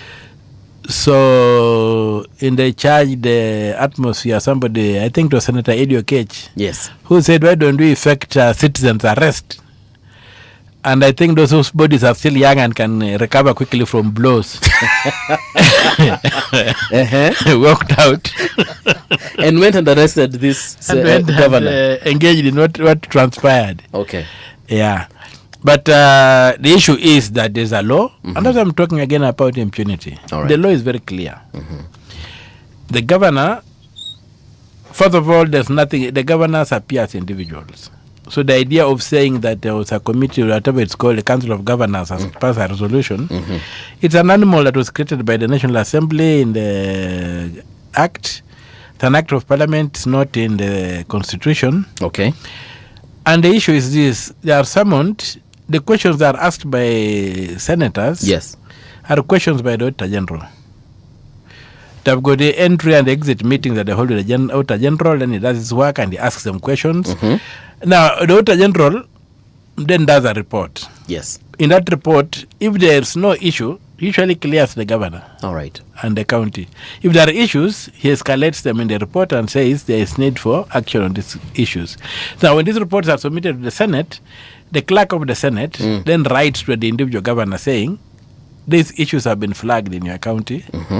Can you give us a written response? Yes. By this date, and then can you appear? Can you appear in the Senate on such and such a date before the committee and explain yourself? Yes. So when they come, it's not the senators who prosecute. The senators sit like judges. The prosecutor is usually the Auditor General. Oh. And then there is the EACC is there. Yes. And also the Auditor General and the EACC are there, and the control of budget are represented in that committee. All right. So they begin prosecuting, saying, then they're asked to read out their charges against the governor. So the Auditor General reads and says, with this one, this vote. Yes. We're not able to establish ABCD and whatever that. Then the governor is asked, well, read your written response. The governor reads his written response. Then now it's discussed. Okay. And then at the end of the discussion, a decision is made. Do we give this file because we are not, if there's a resolution, the governor is told, okay, go and do ABCD, or the Auditor General says, I'm satisfied. Okay. So that thing is dropped. If the Auditor General is not satisfied, yes, it is escalated to the EACC, who is sitting next to the Auditor General. All right. It is told, pick up that matter, now go into law enforcement. So they pick it up there and then? There and then. Okay. They're handed over there and then. Because the notes are taken in, and it will be in the report even of the Senate that this case, this particular issue was handed over to the EACC. Okay. The controller of budget is also asked to validate what the Auditor General is saying. You have looked at this report, what is it? So it's a very, very sanitized environment. Now, when the governors come up and they made a very, very glaring allegation that there was extortion within that space, it's something that you cannot just ignore. So me, what I would have asked is would the senators to come and say, this is the OB number. There was an attempt to extort us. We have engaged the law enforcement. Yes. And even a senator has been arrested or his agent has been arrested trying to extort. Number two, why would you even want to pay any money? Why don't you just appear and tell people things as the way they have been? Some of these cases you'll even find were by previous governors. But because there is a perpetual succession in government, the new governor only needs to come and say, I have personally interrogated this issue. It was my predecessor who was the issue. Yes. And the predecessor now will be dealt with. But the idea of saying that you cannot appear before the Senate, which even I think under Governor Paranya, this Governor Wanini Wairia, and another one, went to court when they refused to appear, and it went up to the Supreme Court, and at every level of the superior courts, they were told you must appear. Yes. Because there's no other way. The Constitution requires you to appear and explain, account for the money the Senate has sent down to you. So the idea that they can refuse to appear before the Senate does not arise. Okay. So what I think the development that has taken place, the last time we were going on recess, there's a mood in the House that maybe they need to appear before the committee of the whole House. Yes. They need to appear before plenary, the way ministers appear. Then it's under the glaring of the cameras and what have you. Almost similar to what you saw when there was Senate machinery in Busia. It will be a more difficult space for any governor than appearing before a committee of very few people. Yes. And most of it is usually not filmed through official channels. Yes. Yeah. But those allegations of extortion and bribery, they're very serious. Are you aware of any of those activities taking place? Either the bribery or the or of the extortion? Sorry. No, I'm not aware. Because that place is full of a lot of government operatives. So if there is, it must be done in very dark rooms. I'm not aware of such. Okay. But the important thing is that if it is happening, the easiest thing would be for the governor to say, okay, I've been summoned. Somebody has sent a misarrest to me demanding so much. Okay. Then a sting operation is set up. All right. And the fellow is arrested with these people. Okay. So I don't see why the governors can't do that. At least report an OB, but just to go and sit in Mombasa and make a pronouncement and pretend that you will not appear before the Senate. Okay. Yet the Constitution requires you to do that. All right. I think it's improper. You're in 3 committees, right, in the Senate? Yes. So in any of them, nothing of this has you've not had. But my most active committee, Justice, Legal Affairs and Human Rights, and it's the leading committee in the Senate, by the way. Yes. We are way above all other committees. Right. The kind of work we do there, where would anybody even want to motivate? We are dealing with paperwork. Okay. There's no motivation there. There could be no motivation. And even one time we encountered a case whereby somebody wanted to use the committee to commit fraud. And this I'll say because it's going into law enforcement. A lady comes in claiming she's the widow of the former MP Serone. Okay. She had been dispossessed of her property. She brings me documents. She has gone ahead. They pushed the government. The government has paid her 20 million. She was demanding other things. She had been disinherited. So it comes to our committee. It was brought by Senator Cherargei. All right. As a petition. Okay. It comes to our committee. We say, okay, we shall follow this thing. Then we begin listening to her. When the first time she came, the lady senators broke down and cried, and they made a mini arambe for her So I didn't see any of the men contribute. Yes. But the lady senators, yes, listened to her story and contributed money for her, whatever. Okay. Now you see, sometimes I walk those sides of Moy Avenue. I go back to where I've always been, where I belong to people. So when I was walking around Ambassador, when she came to the committee, yes, she was walking on crutches. When I met her at Ambassador, she had no crutches. You don't believe in miracles? No, miracles that are not without a supernatural touch. So I met this lady, and even before I could even have the opportunity, she had been healed. Even before I could have the opportunity to go the way Muga would like us to go, she invites me. She owns up and says, "Let me tell her my fee, but I should not reveal." She was doing that to achieve sympathy from the committee. Yes. So I went to the chair, Senator Sigay, and I told him, my friend, I've just experienced something out here that is like supernatural. So from there, we decided to make the committee decided to look deeper into that issue. Yes. So we went to the home of Serone. Okay. In Nandi. When the lady came, she was someone there was a committee. She got and she saw the house, she began wailing and crying and doing whatever. She had letters of administration, everything picked. Yes. But funny enough, nobody knew her. What? Nobody knew her on the ground. So she began saying, this house I built with my late husband, and this was my bedroom, and what have you, and what have you. So when people begin, it was a barrage of being testimony. So Serone's eldest sister, she's in her 90s, stood up and said, first of all, I don't know this woman. And I was living with Serone. I used to take care of his house. And this house, Serone did not build this house. This house belonged to James Osogo, MP from Busia. He was a very great friend of Serone. When Serone came from detention, Osogo gave him this one as a gift. That's how this place is. He never built it. So whatever. So eventually this lady was exposed, and we have had to escalate it to the police. Remember, she made 20 million out of the government. Yes. For compensation for Serone's injuries. Yes. She went ahead and dispossessed Serone, took properties and whatever. And Serone was came from the family was not very well to do, and most of the brothers are illiterate. I think it was the younger one who got some education and stuff. So those are the kind of experience I've seen in the jailer committee. Okay. But we handle very many issues on human rights and whatever. I've not encountered any bribing. Okay. The other committee I'm in is the one for trade, industrialization and tourism.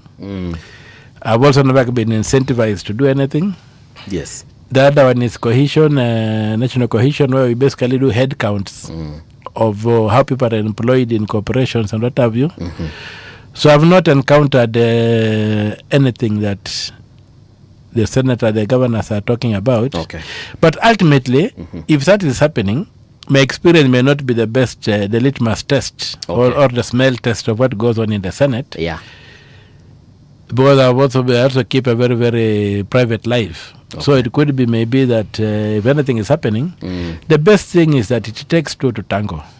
If a governor refuses to give a bribe, where would he be bribed? And what is there to be extorted from unless you have done something wrong yourself? Very true. And number two, why don't you go to law enforcement? Because for me, if you came to do that to me, I'll just walk to law enforcement. Okay. And do it. And I think at one time I've also had to do a sting operation whereby somebody tried to bribe me sometime under the Quebec administration, and we did a sting operation at the Serena, and these people were arrested by EACC. So it's not difficult. So I don't see why the governors cannot do that. Is EACC effective, Mheshimiwa? I have to look at the constitutional design. You know me, I'm a fellow who believes in design. Even the reason I believe in God is because of the design I see in the universe. When I look up, I see some intelligence. Yes. So when you come to EACC, if you look at the article establishing it, 79 of the Constitution, it very clearly establishes the EACC to enforce Chapter 6. Chapter 6 is just a code of conduct. You'll be dressed well, you'll behave well in public, you'll do whatever, which would have failed. I think they should have enforced it against the president when he was insulting people. So that work is largely a code of conduct enforcement to see that people report to duty, what have you and what have you. Now, these crime-busting powers they give themselves are from the ASECA, the old Anti-Corruption and Economic Crimes, whatever, Act of 2003, which was before this constitution, which gave them some crime-busting powers. So when you look at it, it really doesn't make sense. If you look at it, a civilian organization purporting to fight crime. I personally believe that the anti-corruption is a mischaracterization of crime. So that some crimes are some certain levels of theft, which involve people like myself and others, are called corruption. Then those are not meant to be theft, to be dealt with the police. When you go to the EACC, first of all, when you look at the environment, I've been there once when they're interrogating, and it's like a hotel. You are served snacks, you are given whatever, you are served lunch, whatever. So the question that you are a suspect doesn't arise. Me, I believe that we should just take crime busting back to the OCS. The DCI has got the Department on Economic Crimes, which is very well equipped, which again the EACC relies upon. They don't have the capacity on themselves to investigate, so they get policemen to come and do their work. So I don't just let policemen do the works in the police station. We get rid of this thing. It goes back to ensure Umtata is clean. Umtata is reporting to the office on good time. Umtata behaves well when wherever he is. Umtata does whatever, and then we contain that space. We clean up government, and you will be look at the systems to ensure that corruption, whatever the center can lead to theft of funds, we remove that environment. So the DSC would behave like a meat inspector, who goes to a butchery, finds a bad meat being sold, detains the meat, and he calls the police to come and take over from there, and he becomes a witness. That would be how they would work. But now they've taken over the police work. They are really equipped for it. And even me, I've had very bitter fights with them because I've raised so many issues with them. None has been resolved in my own county. None has been resolved. Why? When you ask them why none has they just tell you that investigations are going on. Now I'm about to finish my 5-year term. And none of the issues I raised even in my first year have been dealt with. Some of them are very clear cases where that even the investigation do not want anything. There was a case of the former governor, under the former governor, there was a procurement that was done for a refrigerated truck. For what purpose? For fish. You know, Busia has got a lake. So there was supposed to be some support for the fish family. They had to build a cold room and a refrigerated truck, because one of the problems the farmers there used to have was that the middlemen or the merchants would come and wait until, fish is very perishable. So they will come and wait. And so these fishermen will land their fish in the morning. They don't buy, they just hover around like vultures. Then when the evening comes and there's no cold storage, the fishermen are forced to sell at a throwaway price.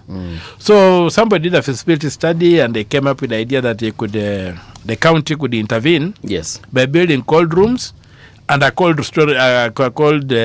refrigerated truck that could help the farmers even send their fish from Busia to Nairobi or to other markets. So a tender was given for the cold room, whatever. And somehow, the cold room is not there even today. The money was spent. The truck was brought in. The fellow was in procurement, was very diligent. He rejected the truck when it came in, because the truck was an ex-Japan. It was not to the specifications that had been given. And so he said the government could not buy a used vehicle. So that thing stayed there. It was rejected, but then it was parked outside the county commissioner's office. And for years, it was there, and it depreciated, it became a jalopy. So when the new governor came in, he paid 13 million. For the jalopy? For the jalopy. So I went to Isuzu Kenya because it was an Isuzu truck. Yes. I went to Isuzu Kenya initially. I didn't even know it was important. I went to Isuzu Kenya with the engine part and the chassis part. Right. Then they said, this is not our truck. So you can trace it. So eventually we were able to even confirm from importation to the imported ex-Japan. But a brand new truck of the same size. Yes. Brand new, 0 mileage from Isuzu Kenya. With the same specifications. Same specifications, only 5 million. Yet this one was... They were paying 13 million for it. It was a jalopy. It was a used thing.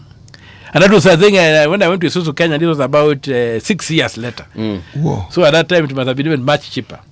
So the quotation Isuzu Kenya gave me. Yes. So I attached those quotations, whatever, everything. I did all in my groundwork. I gave to ESCC. I got Dr. General. They had been omitting it in the audit. I held Dr. General's fees to the fire. So the next audit also captured it as a case of a clear case of haste. When you look at it, the people who were paid were somehow related to the governor and stuff like that. So that case has never been resolved. Not a very clear-cut case. Yes. So what are they investigating? Wow. There have been a lot of other issues that we have also re-escalated there. Nothing has been done. When I got into office, I decided to do my work by the book, whereby primary oversight is by the MCS, the Senate secondary oversight. So the primary, the MCS are like the doctors who keep the patient alive. A Senate is almost like a mortician who comes to look at things after the event. Does pathology now. Yeah. So me, I went after the first budget and I told the governor, now you have finished 1 year. May I have a record of how you have implemented the budget? Because I want to begin moving around on every project where you have spent money and whatever. I talked to him first. He said, I'll give you whatever. Then had another talk. We talked. Then I saw that this guy was basically running me in circles. So I decided to write. So when I wrote, I think the letter got into the hands of some hooligans. They began hammering me on social media that I cannot address, the governor cannot be accountable to me. He can only be accountable to the Senate as an institution. He can't be accountable to me. I can't be given any documents. Anyway, that one culminated in you. So I decided to go to talk to the Senate and said, my governor wants the Senate. So can we have the Senate machinani in Busia? That's why you saw the Senate machinani. Yes. Where again, it became another problem again when the Senate got there. But anyway, I escalated the thing because in my world is that when I meet a nail, I look for a hammer. Okay. So when the governor became difficult, I went to court and I sued him for access to documents. Hooligans were organized. I was hammered. They ran but unfortunately I was in a Pro Box, and the Pro Box is a very strong vehicle. Yes. So the rocks did not reach me. I was able to escape. And it was escalated. Even goons attacked my home and stuff. But eventually, we got to court, and the judge in Busia referred the case to the Chief Justice, and the Chief Justice appointed a bench sitting in Vihiga. Yes. So the judgment will come out on 17th, just for access to documents that the government has used. But when that happened, I went and took a firm of auditors, fraud auditors. They told me, as I wait to be given the documents by the county government, can you access, is there any way you can help me audit that budget? Okay. So they audited the budget, and they came up with very alarming revelations. Whereby 5.2 billion shillings. Sorry, how much again? 5.2 billion had been. Billion B. B. Okay, good. Out of a budget of 8.6 B. 5.2 could not be accounted for. What? And some of the things they are able to expose from the IFMIS record is something like tea and snacks in the governor's office. In the budget, I think it was 3 million for the year. Snacks worth 3 million. Yeah, that's already been budgeted. Tea and snacks was that. But now when you go to the IFMIS, you find that, they have got two things. You have got the vote head. Yes. Then you have got the code, which the computer reads. It's also digits and whatever. So you find that under the same vote head, the codes had been changed 5 times. So 5 payments had been made. And the total amount of money paid was 27 million. For snacks? For tea and snacks, not 3. So that was another 24 million that they just couldn't be explained. Couldn't be explained. So with those kind of things, they were able to demonstrate how the thing had been messed up. When they came to the accounts for pending bills, they were able to establish that from the record of the county, it was showing that they had overpaid the bills by 44 million. But the official record was showing that they were owed 1.9 billion. So there were those kind of extreme cases. So I took that report. With all that exposure, I gave it to EACC. I've not had a word. I even gave it to the DPP. I've not had a word. Do you write to them? Do you call them? Yes, I've called them. I've written. I've gone there physically. They tell you it's still under investigation. They give you around. I've tried to get an appointment to see the CEO and the chairman. Have been unable. They keep on telling me that in the field you cannot get them now. You cannot do it. So anyway, in the field doing what? That's what has happened. The other thing that happened again in the county is that there was a place called the Governor's Launch. This was a something that buildings that belonged to the national government that were somehow through a local arrangement.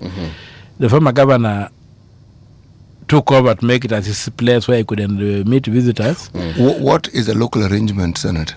Between the local arrangement that basically happened was between the national government and the county government. And the county government say we can use this facility. I don't know who really owns it. Okay. I've not seen the title deeds or whatever. But what I know is that these were all the buildings that belong to the DC. So they took some and renovated. It was a launch where the governor could meet. Because Busia does not have a governor's residence and whatever. That money, I don't know where it went. So when they did that, they gave a contract of 5 million to renovate that place. 5 million. 5 million. And that was towards the end of... this was the DC's residence? Yes. No. The DC's office? I don't know who owned that building, but it's one of the buildings... Within Busia, is there a district headquarters? Yes, it is there. So it is there? Within that space. So that's why I said there could have been a local arrangement. I don't know what the arrangement really is. So... It's also borders land which is contested between the national government and the county government who owns it. There's a land they call no man's land. Ministry of Interior claims it's their land. The national government says that land is not, the county government says that land is not land of the national government because when Idi Amin declared war on Kenya, the Kenyatta government came and removed the people who were settling there and cleared the left security space. That is a space which is near the border. Yeah, the border between just Kenya, Uganda on the Kenyan side. You'll find on the Kenyan side, on that side, there are no shops. It's just a very big space. But it was created for military reasons when the Amin was threatening to invade. But there were people who actually inhabited that land. Who used to live there, who had shops. They used to inhabit from the county government. Yes. So that particular space, that launch is almost there. So there's also a dispute which you are trying to resolve to see that the Ministry of Interior allows Busia county government to take back this land. It was taken back from the county council as a security zone, but Interior still insists they want that land for security reasons. Okay. So there's that big space. So this building, the launch is almost near that place. So I don't know who really owns it. That was part of the DC's office. Yeah, but at the end of the day, a contractor was hired to fix that launch for 5 million shillings. And then that county government exited. Now when the contractor was still on site, on 30th of June, and you know what happens on 30th of June? They are closing government books. So that now we can do the government, 30th of June, the year that followed, before this contractor left site, he was still on site, a tender dated 30th of June was issued for 30 million to do the renovation. A check of 30 million was paid on the same day, and the contractor was on site, was ordered to leave. So he said, but I can't leave without being paid. So this kind of thing happened, the money went and whatever. Now this evidence I've also taken to the EACC and said, can you tell us what really happened in this thing? Okay. Initially, when Director General did not capture it, I wrote to Director General a letter. In her subsequent budget, she captured it. She even wrote, on the basis of the letter I wrote, raising a number of issues in the county. Yes. Director General wrote to the EACC. And the EACC has never acted on those things. So when you ask me whether the ACC is effective, task, either it is overwhelmed, but I don't think that any unit fighting crime should be headed by a retired archbishop. Okay. And so for me, I think when we go ahead, if we want to set up a special police unit to deal with the crime, then let us go to Article 247 of the Constitution, which allows Parliament to establish a special police unit for anything. Other than the administration police and the Kenya police, Parliament can set up another unit of police, another line.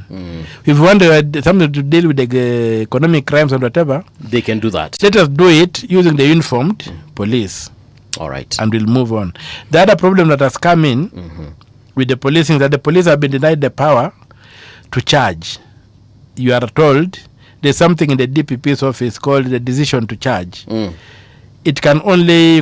charges can only be drawn by, the charges can only be made by the DPP. Okay. In the old order, the police would investigate and then draw up a charge sheet and proceed to the magistrate and charge you for whatever the accusation are.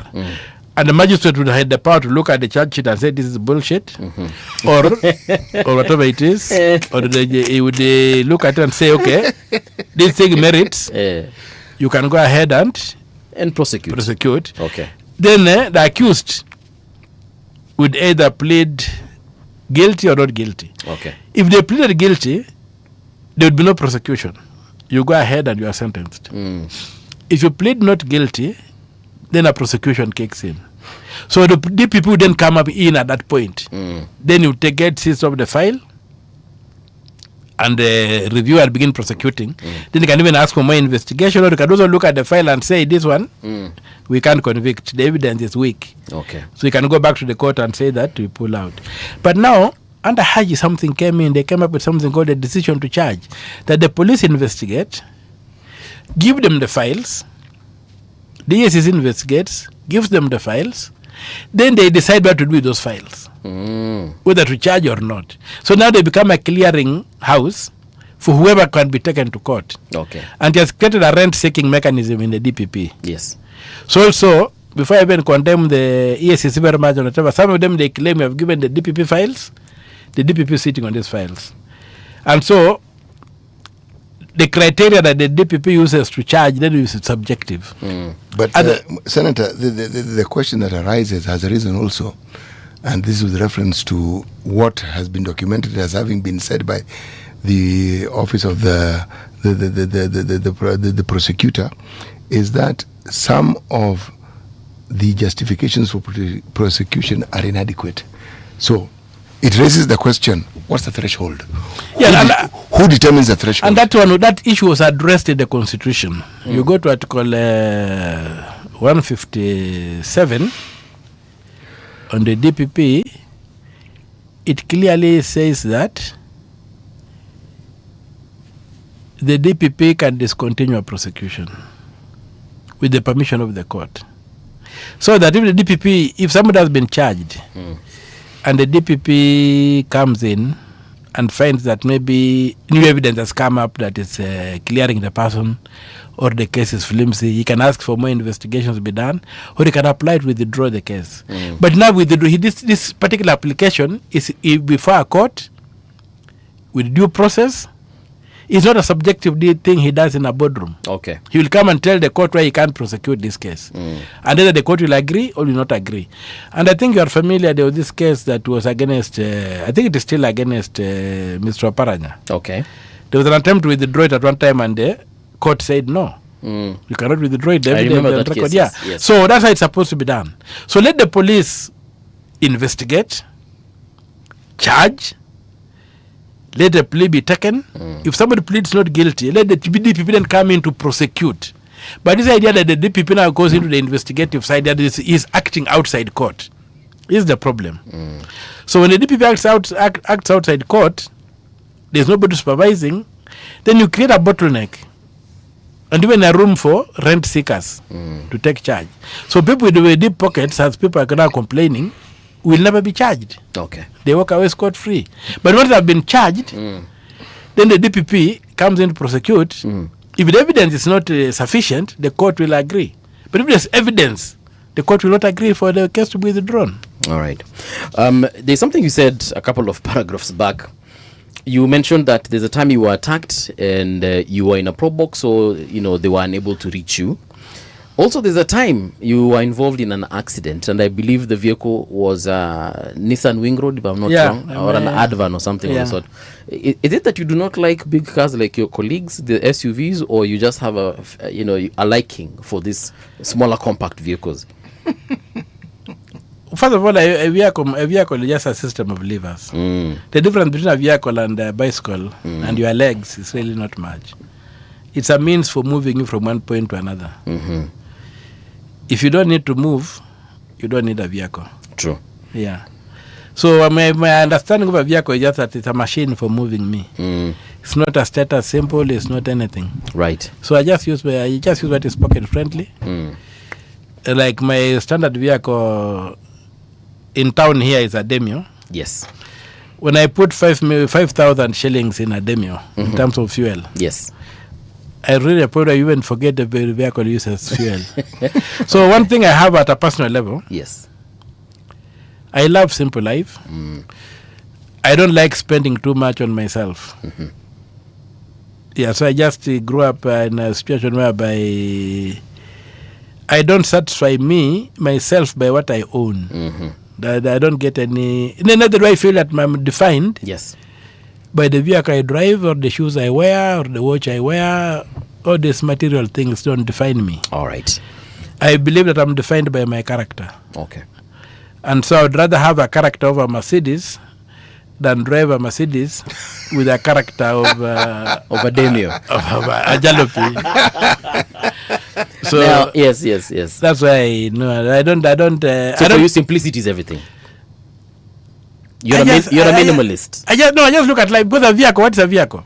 It's a mode of. It's a system of levers for moving from point A to point B. There's no mystery around it.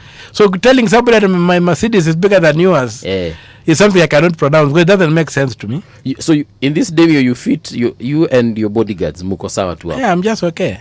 Mheshimiwa, yesterday we witnessed something in Al Kalau during the burial of the late MP, and we saw exchanges between the politicians who were there, including even Senator Methu.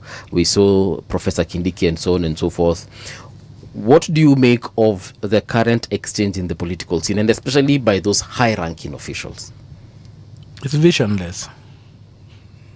Visionless. I was talking about space the other day. Right now, the Artemis has gone around the moon. Yes. Are these people aware of that?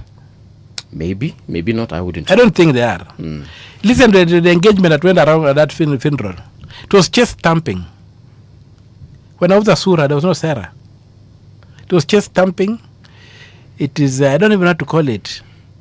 It's just like a bar brawl or something like that.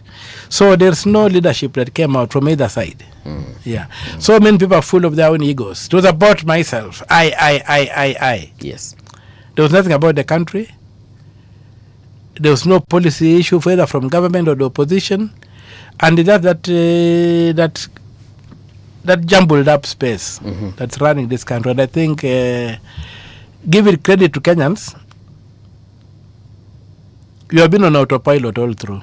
You have not had a serious government that has really moved this country forward. And so what happened since independence? Since independence, I've not seen. I've not seen a government that came out and said, today Kenya is here. Tomorrow, we want Kenya to be there. What I've seen happening is individuals going into public office and saying, I've gone into a public office like Hustler. Right.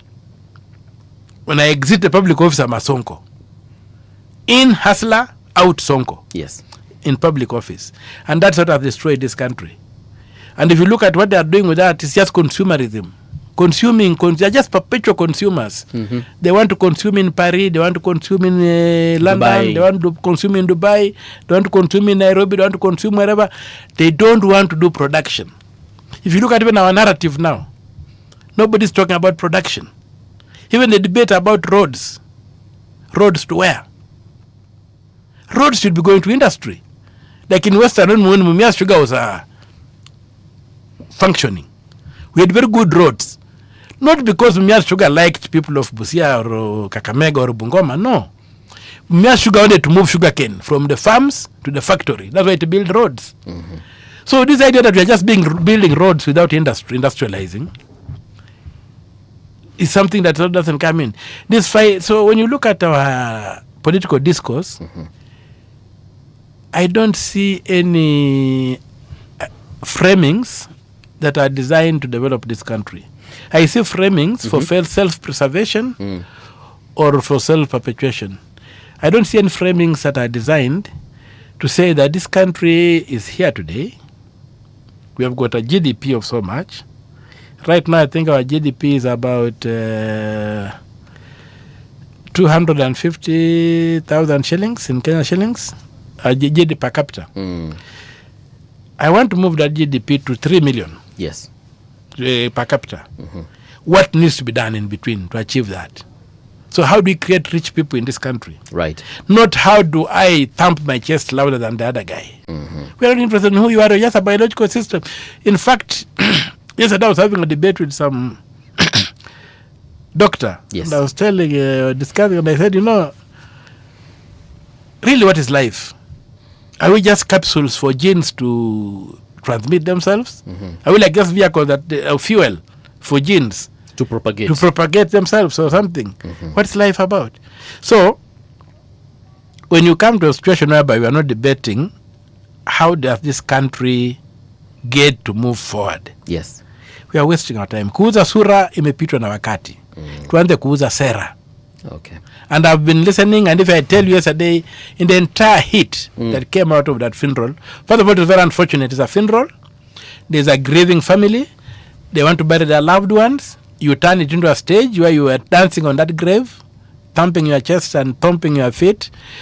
So I think that, listen to all the hullabaloo that came out of that, no policy direction was given. Okay. Unless I was wrong. But I never had any policy direction coming out of that discourse. I've had a lot of noise from both sides of the divide. I'm yet to see policy being discussed. Actually, you're right. Be it by the opposition, be it by government. The issue is we want to capture power. All right. State capture. That's it. You have captured the state today. We are going to kick you out, and we are going to capture it. You're right, Mesh. Yesterday, there was absolutely no conversation around policy. A few development projects were mentioned, but policy-wise, nothing. But even the development projects are being mentioned unconstitutionally because why should a president be building roads? And bridges. It should be in the budget.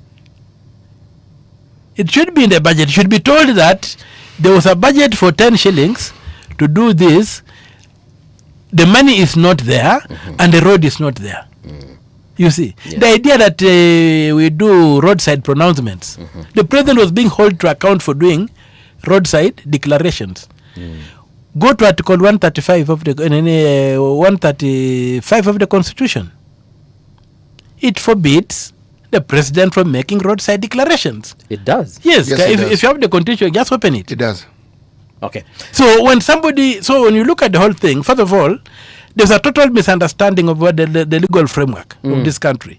So you are holding the president account for an illegality that he did. So you see that the debate was totally uninformed.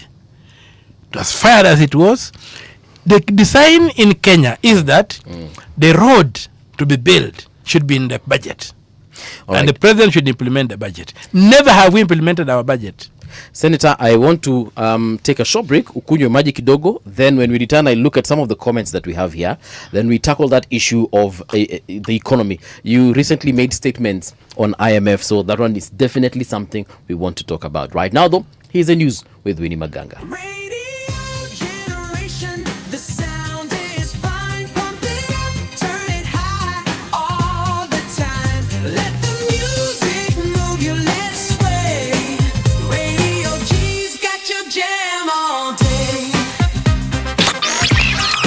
Radio Generation, the home of urban soul.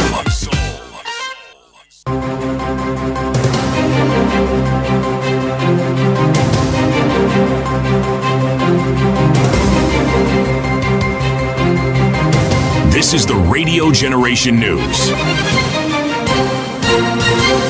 Good morning, I'm Winnie Maganga. Relatives of patients held at Naivasha Level 4 Hospital over unpaid bills are asking the Nakuru County Government to clear the debts and release them. Many families say they haven't registered with the Social Health Authority because they cannot afford it, leaving hospital bills from 9,000 to over 200,000 Kenya shillings unpaid. Mimi nina issue ya dada yangu ako hapa hospitali. Akona miezi 3. Na sasa inaelekea 30,000. Nimekuwa nikimshughulikia tukiwa na mzazi. Mzazi hana nguvu. Sasa ndio nilikuwa najiomba ni vizuri angarao mumuachilie. We've agreed with the national government, the SHA, and this facility that we are going to set up an office here where we can be able to give SHA services at this level as opposed to waiting reports from Nairobi. At least 3 people have been confirmed dead and 6 others rescued after building under construction collapsed in high-rise area of Kibera, Nairobi County. Police say the structure was still under construction at the time of the incident. Nairobi Police Commander Isa Mohamud says those rescued were taken to hospital as authorities continue investigations into the cause of the collapse. Hii ghorofa tulianza kuibomoa kitu 2:30. So tumebomoa. So kufika saa 6 ndio hiyo tragedy ikatupata.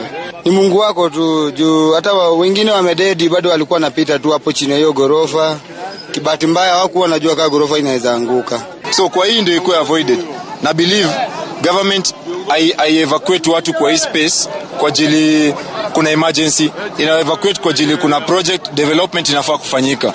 Na hii development being that ni mass eviction wanaweza peana 90 days watu wahame in a better way. Kenya is stepping up efforts to reduce food imports and boost local production.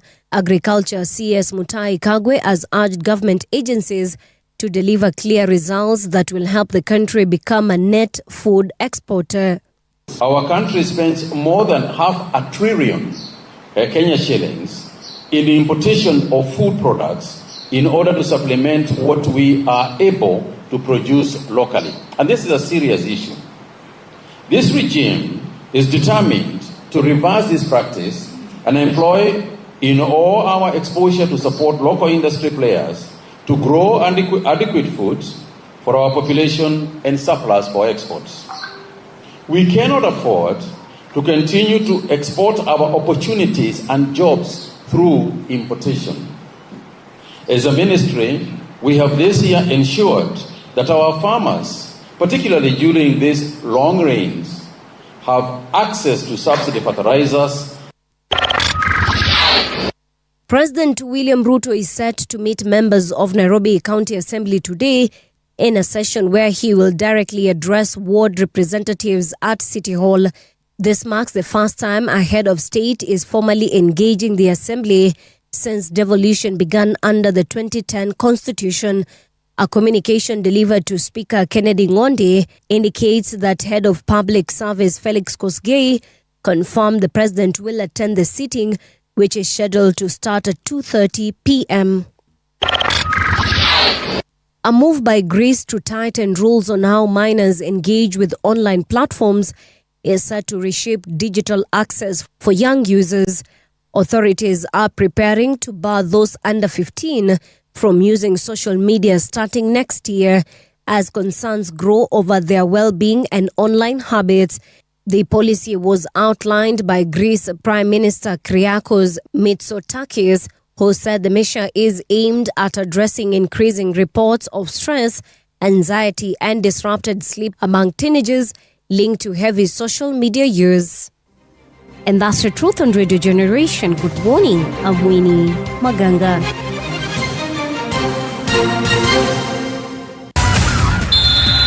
Sports on Radio Generation.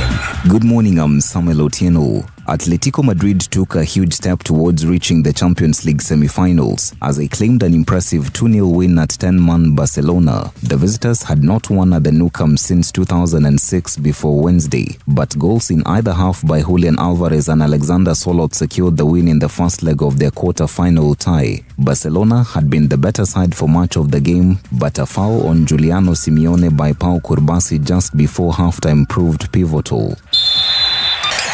Liverpool have it all to do in the second leg of their Champions League quarter-final. After losing 2-0 away to Paris Saint-Germain in Paris, Desiree Douy opened the scoring with a deflected shot before Kavicha Kvaratskhelia added a superb second after poor defending by Liverpool. The home side dominated the match and could have scored more, but goalkeeper Georgi Mamadashvili made several key saves to keep Liverpool in the tie. And that's your sports update on Radio Generation. Good morning, I'm Samuel Otieno. Sports on Radio Generation.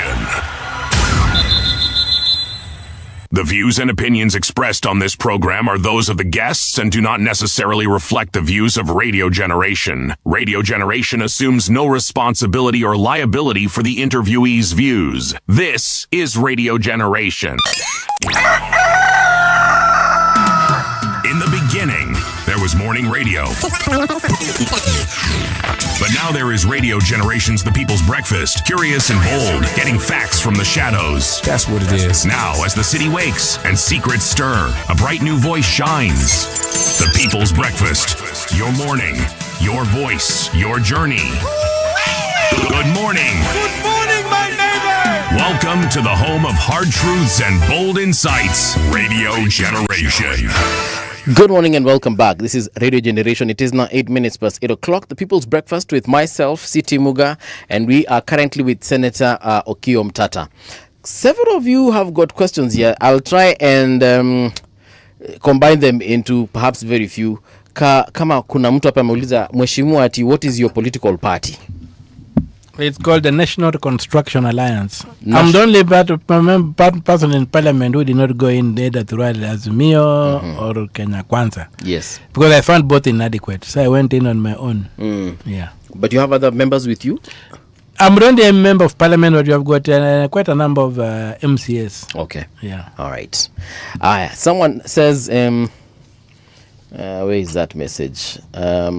Okiya Omtatah is one of the genuine politicians. There was a question here about the finances, something to do with the financial year, something. But I will find it nonetheless. Senator, you were just telling us about when we were off air, and I think it's part of the conversation that we were to have today about the constitution of our ministries and the position of the National Treasury. Actually, the discussion is about the separation of powers. And what it is the Constitution intended it to be. Yes. And how it is it must be understood vis-a-vis what it is that we see now. I've actually laid the statement and I want the Senator to elaborate on it. Yeah, basically, when you look at the democracies like ourselves, and basically when you comes from this thing that ended wars in Europe, the Westphalian state. Yeah, when they came up and they defined the Westphalian state, then you've got the separation of power that came into these French philosophers and whatever of a modern state. Yes. Which was basically then embodied in the American state as the first experiment. You have three powers that are separated. You have got the executive, you have got the executive power, you have got the judicial power, and you have got the power of money. Those are the three powers that are separated. So the executive goes with the presidency, the judiciary has got the judicial power, and parliament has got the power to control money. And so when you come to our constitution, it very clearly lays out how that powers should be done. And you find that it has got the judiciary, it deals with the judiciary, it deals with the executive, then it deals with parliament, but then it creates chapter 12, which is a standalone chapter on public finance, on money. And it asks parliament to establish the treasury. It never anticipates the treasury to be a ministry of the national government. The first issue would be that once it becomes a ministry of the national government, and the counties suffer. Because the treasury serves both levels of government. Yes. So it cannot belong to one government. Now, what Parliament did under President Kibaki was that they've made what they call the Public Finance Management Act. Yes. The Constitution requires them to establish the Treasury through an Act of Parliament. But they tried to use the Public Finance Management Act, and Section 11 and 12 addressed the Treasury. And in Section 11, they say that the Treasury is the Cabinet Secretary, the Treasury is the Principal Secretary, and the departments. And then it says the Cabinet Secretary shall be the head of the Treasury. Now, when you go to the Constitution, if you look at, I think, around 153, it says that the Cabinet Secretary is answerable to the President. Yes. Is accountable to the President. So the President controls the Cabinet Secretary. You make the Cabinet Secretary the Treasurer. The Cabinet Secretary now is under the President. So you make the President the Treasurer. Basically, yes. So you mess up the constitutional framework. So you take the power of money that should be controlled by Parliament through an independent Treasury, and you give it to the executive. What happens that when you take the executive plus money equals emperor. So the President you elect becomes an emperor. He's no longer a public servant. And that's why you find that, like even what was playing out yesterday at the funeral. Yes.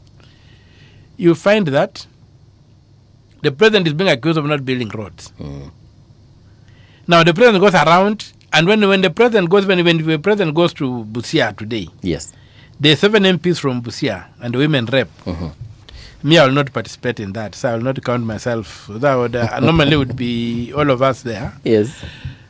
They would come up and say, "When a President, we want this road here, we want this road there, we want the school here, we want the deep there," and the President will come up and say, "Bwana PS, patiana 1,200,000 hapa, nini." The same MPs were in Parliament where a budget is supposed to be made, where they should have put those projects into the budget, and most of the time they do that. But the President, because he already has the money, he never takes the budget into account. He goes ahead and spends. He has got the mini budgets he makes as he moves around, right? Populist ones. So he begins doing what? Dishing out money, and some of those projects get done, some don't get done. But the budget that was passed by Parliament, which is a law, by the way, that somebody should go to jail for disobeying the budget. Yeah. And maybe going ahead, our budget should have penal codes saying that the failure to implement this budget will result in such consequences unless you explain why. Yes. So the President now has both the money and the executive power. Like Achebe would put it, that he has got the cake and the knife. So why does he need Parliament? So now you have got a Parliament that has got no teeth, has got nothing to do anything. So the best thing you do is that if you want to attract any development, you have to go to the President, you have to approach power. And an emperor, you can't approach an emperor with your hands in your pockets or standing straight. You approach an emperor when bowing. Yes. So the more you bow, the more access you get to development resources. So most of the time, get people going and prostrate before the President. Yes. And I even remember the President himself, just after the handshake, just before the old man Raila died. Yes. He told Kalonzo, let's see what's happening in Nyanza. Raila ameingia, wewe pia kuja upate vitu. So proximity to the President equals development. That's not the design in the Constitution. The design in the Constitution is that the President proposes a budget, it comes to Parliament, parliamentarians go in, there's a negotiation, a budget is tied up, then the budget is given back to the President. The money is controlled by an independent Treasury, a civil servant with the security of tenure.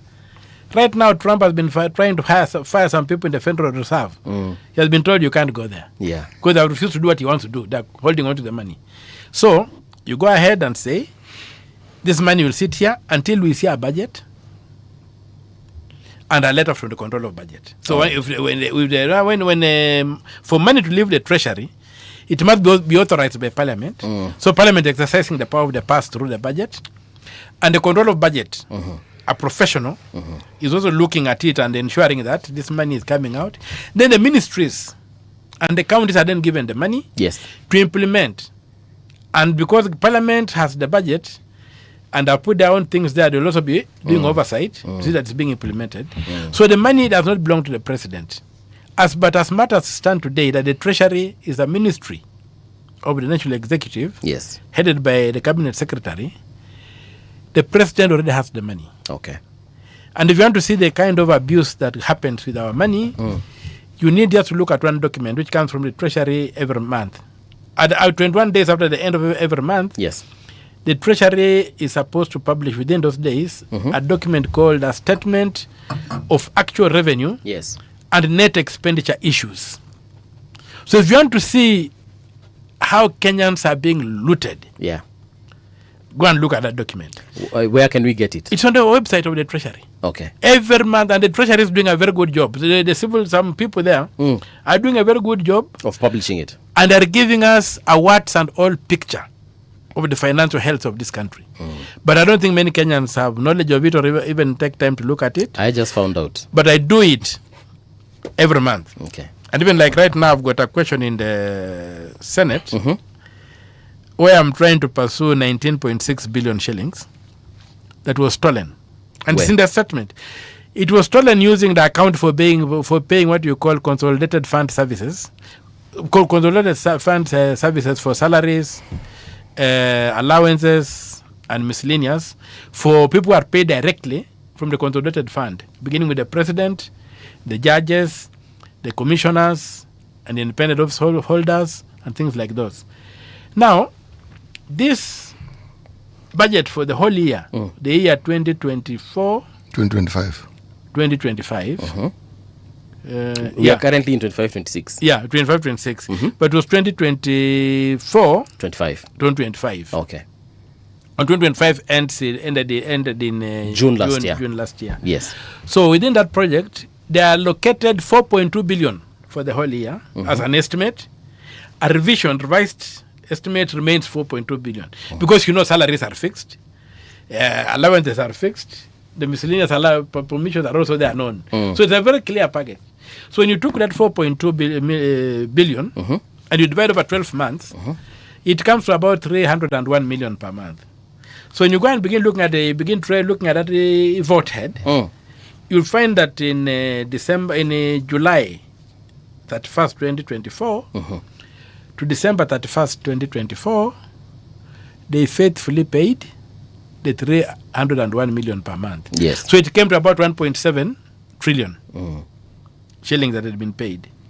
Then in January 2025, they paid some 21 billion. Remember the whole vote head is how much? It's 4.2 billion. Yes. But then 21 billion is paid in that vote head. So I looked at that bump and said, okay, what could have happened? Could I have increased the number of people? And I said, before I make any noise, let me wait for the statement for the next month. Will it reflect this big figure? Now the statement for the next month comes, and it has gone back and have paid 301 million. So when I looked at it, I found 19.6 billion had been taken out of the consolidated fund in that month. What was it to do? And who took it out? I don't know. And remember, right now, teachers were on strike, with the doctors and nurses were on strike, I think, for 4 billion, the CBA. The lecturers are demanding about 7 billion, that's 11 billion. The government is saying they have no money. But here is evidence in government documents that 19.6 billion is missing from the accounts of the government. It has gone. I raised that question in the Senate in May. Yes. Of last year. Asking what happened to this money? Where is this money? Today I have not been answered. So you find those kind of things. You go and look at, if you take our budget that is passed by Parliament and run it against that statement of actual revenue and net expenditure issues, you will be shocked. For example, in that same year, Parliament did not approve any domestic borrowing. All right. But we have borrowed about 1 trillion shillings in that year domestically. Who borrowed without authorization? I don't know who did it. Should be the cabinet secretary. And the problem is this. You go to section 49 of the Public Finance Management Act. There's an animal that comes to Parliament called the statement, budget policy statement. There's a lot of syllable around it. But remember, the word is budget policy statement. It comes to both the Senate and it goes to the National Assembly before the budget. And they say that this is a creation of the law of national parliament, that the treasury comes and gives us a broad view of what it wants to do, the budget policy statement. Then parliament debates the statement and then passes the statement and says, okay, now when the budget is done, it's done within the statement. And now you find within that statement, the treasury proposes that we're going to borrow so much from domestic market, we are going to borrow so much from the international markets. Right. We are going to want to do this, we are going to pay, we want to employ so many teachers, we want to do whatever. Then Parliament looked at it and said, okay, we are going to approve a budget of so much for that year. Yes. Don't exceed that, whatever you plan, don't exceed that. Then now the budget is supposed to come under Article 220 and 221. It's brought into the Parliament, and Parliament deliberates and approves the Appropriation Act. Now the Appropriation Act is now the budget that should be implemented. But you find that there was something called a budget policy statement, which they just gives a framework. Yes. Now Section 49 of the Public Finance Management Act then tells people that, tells you that the Cabinet Secretary can borrow using the budget policy statement. Now, when you come back to the Constitution, yes, you go and look at Article 109 of the Constitution. It says, first of all, Article 94, 5 says that only Parliament can pass a resolution that has got the effect of the law. And only Parliament can make law, not even the President, not the judges. Only Parliament can make law. All right. And then in 109, it says that legislative power is exercised through bills approved by Parliament and assented to by the President. Okay. That's the only thing that has got law. It must come as a bill. It must be debated in Parliament. Assented by the President. Passed by Parliament, taken to the President, and signed into law. But if the President doesn't sign it into law, it becomes law automatically after 14 days. Okay. Okay? Now, this budget policy statement, what power does Parliament exercise when it looks at statements? You even saw the privatization of a Kenya pipeline. Yes, they brought something called a session of paper. Then they're now using the session of paper to privatize Kenya Pipeline Corporation. What power was that? That's not a legislative power. Parliament does not act through reports. It does not act through statements. It acts through bills. Is it, Mheshimiwa, is it that because they do not know, or is it because they just want to do But it things? is the text is there in the Constitution. So, when they now get these funny documents they bring in, even this thing called the Finance Act itself is nowhere in the Constitution. It's just something they created that is creating problems. Yeah. They are supposed to physically amend tax laws directly, bring a proposal to amend the law on income tax, let people engage with it completely, excise duty, not come up with an omnibus law amending so hundreds of laws and call it a Finance Act and whatever, but that's a different story. But now you come back, for purposes of money, the Constitution requires an Appropriation Act. And that's clearly stated in Article 221, Clause 6 of the Constitution. An Appropriation Act must be made. Now that's the law. Now that act should carry all the development of the country, should carry all how the public money is to be used.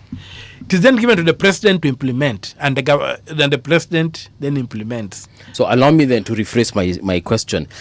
Are they doing it deliberately? I don't have the capacity to do that. I sit in that space and sometimes I'm surprised by the level of ignorance. I pinch myself when people stand up sometimes to engage. I think one of the things that should be done when a new parliament is elected, they should be taken through a crash course on some of the aspects of the Constitution. I thought they were. I thought they usually some training, and especially for new members. No, of they Parliament. just question. They treat you. They deal with things of good manners, etiquette, and what have you. But nobody sits them down to go through the Constitution and to do whatever. So you find that I would not want to blame people. Some people are totally ignorant because I've had discussions with some MPs, and you find that they are clueless. And they get surprised. Like the thing I've just told you about the treasury. Yes. And the power of parliament has. So I have to remember, what power do you have if you don't control money? You saw in the US have been able to shut down government. Yes. In this country, you cannot. You cannot shut down government easily. Because the president already has the money. So, when you come and look at the way, if we were just to go ahead and say, let us implement this constitution. Let us go to chapter by chapter. What do we need to do here? What do we need to do here? And I'm telling you, this country can then be given to a cockroach and it will still operate. The design is so good that no individual is indispensable in the clockwork. Okay. There's a true complete clockwork like in the universe, in the constitution, that if we were to put it there, the fight over who becomes president would not be as vicious as it is. Because today what happens is that it is about capturing the state. Every 5 years, we get an opportunity to capture the state. To what end? For personal aggrandizement. Again, to what end? I don't know if there's any end in sight. Other than maybe it could be vanity of vanities. And all is vanity. Yeah. You see, why I asked the question is this. There seems to be a multiplicity of reasons. One, indeed, it is to capture power, but also the energy that is spent in this process of trying to ascend someone to the presidency has to do perhaps with the preservation of the status quo. Yeah. And when I say the status quo, I mean when William Ruto was campaigning and talking about the hustlers versus the dynasties, he touched a nerve. I don't know whether he understood the dichotomy of this because he himself is also a dynasty. If he wasn't, he has definitely become one. Okay? So he started a narrative that actually works against him. But it points to every time there is a presidential election, not a national election, because our national election seems to have, we grind it to the point where it's like a presidential election. It's like the other elections don't really count. Yeah. And our focus on the president. Why? It's like you want to ensure that whoever takes power is somebody who will not tip the apple cart, somebody who will not disturb the status quo. Because the questions that need to be answered about the state of our economy and where it is not answered with reference to the current president. You answer it with reference to the president before him and the president before him. Because some of these issues, they have simply morphed. They've moved on from one president to the other and one to the other. And the problem is we don't see an end in sight. Why have I made that statement, Senator? It's because we now have people who say they want to be presidents of this country. He's one of them. That is why I'm referring to people general. I'm including other people other than him. All right. What we do not hear, whether it is the group that calls itself the United Opposition, whether it is President William Ruto, whether it is you, Senator, whether it is former Chief Justice, the only person who seems close to having a plan that you can say, this fellow seems to have understood this thing, is Jimmy Wanjigi. You mean an economic plan? Well, yes, he's saying this is what we need to do. And you come a very close second to that. The other fellows are just talking. Because every time you hear of politicians speaking, you're hoping to hear how we are going to save the country. I'm putting it broadly. You do not hear it. You never hear it. What you hear is an exchange where somebody talks about somebody's brother, another one talks about somebody's wife, and you're thinking, people, what on earth are you doing? We have a country that is in deep problems, and this is what you are regaling the citizens with. Now, Senator, is there an end in sight, and is there a solution? The solution is there, because first of all, I want to correct myself. I've not yet launched my campaign officially. I set up a committee to go around to help me develop, understand this country, and I think they're now doing that report writing. Yes. When they returned their verdict, I set it up and I gave them 18 months or so, which are running out in May. And I think they might be the deadline by a month or so. Yes. When I gazetted them, people say, why are you giving them so much time? And I told them, I understand this country is big. And I'm a man, a stickler for detail. It was a committee of 8, eh? Yeah. 8 people, yes. Yes, they're about to finish. Okay. They're now doing their report writing. So, from that perspective, I would not want to be ranked at this stage. Okay. Because one thing I've had, me, I'm a policy fellow. Mimi nauza sera, siuzi sura. So, on top of that, you come to see that one of the major changes that happened from the old constitution to the current constitution was the definition of sovereignty. Under the old order, the president was sovereign. He was monarchical. He was imperial. In fact, it was a prime minister. It wasn't even a president per se, because it was a ministerial system that you controlled the Kanu and you automatically became president. There was no direct election for president. Yeah. So, until we went to 202, the whatever. But critically now, we begin a presidential system with the election of Uhuru Kenyatta. Another presidential system, power shifted. Sovereignty is in the people, not in the presidency. Okay. And that's even when you look at my audit of the debt, I've not audited the debt beyond 2013. I began with the 2013 budget. Because that is when we began devolution. Yes. Okay. That's when we began devolution. That's when we became a proper republic. Okay.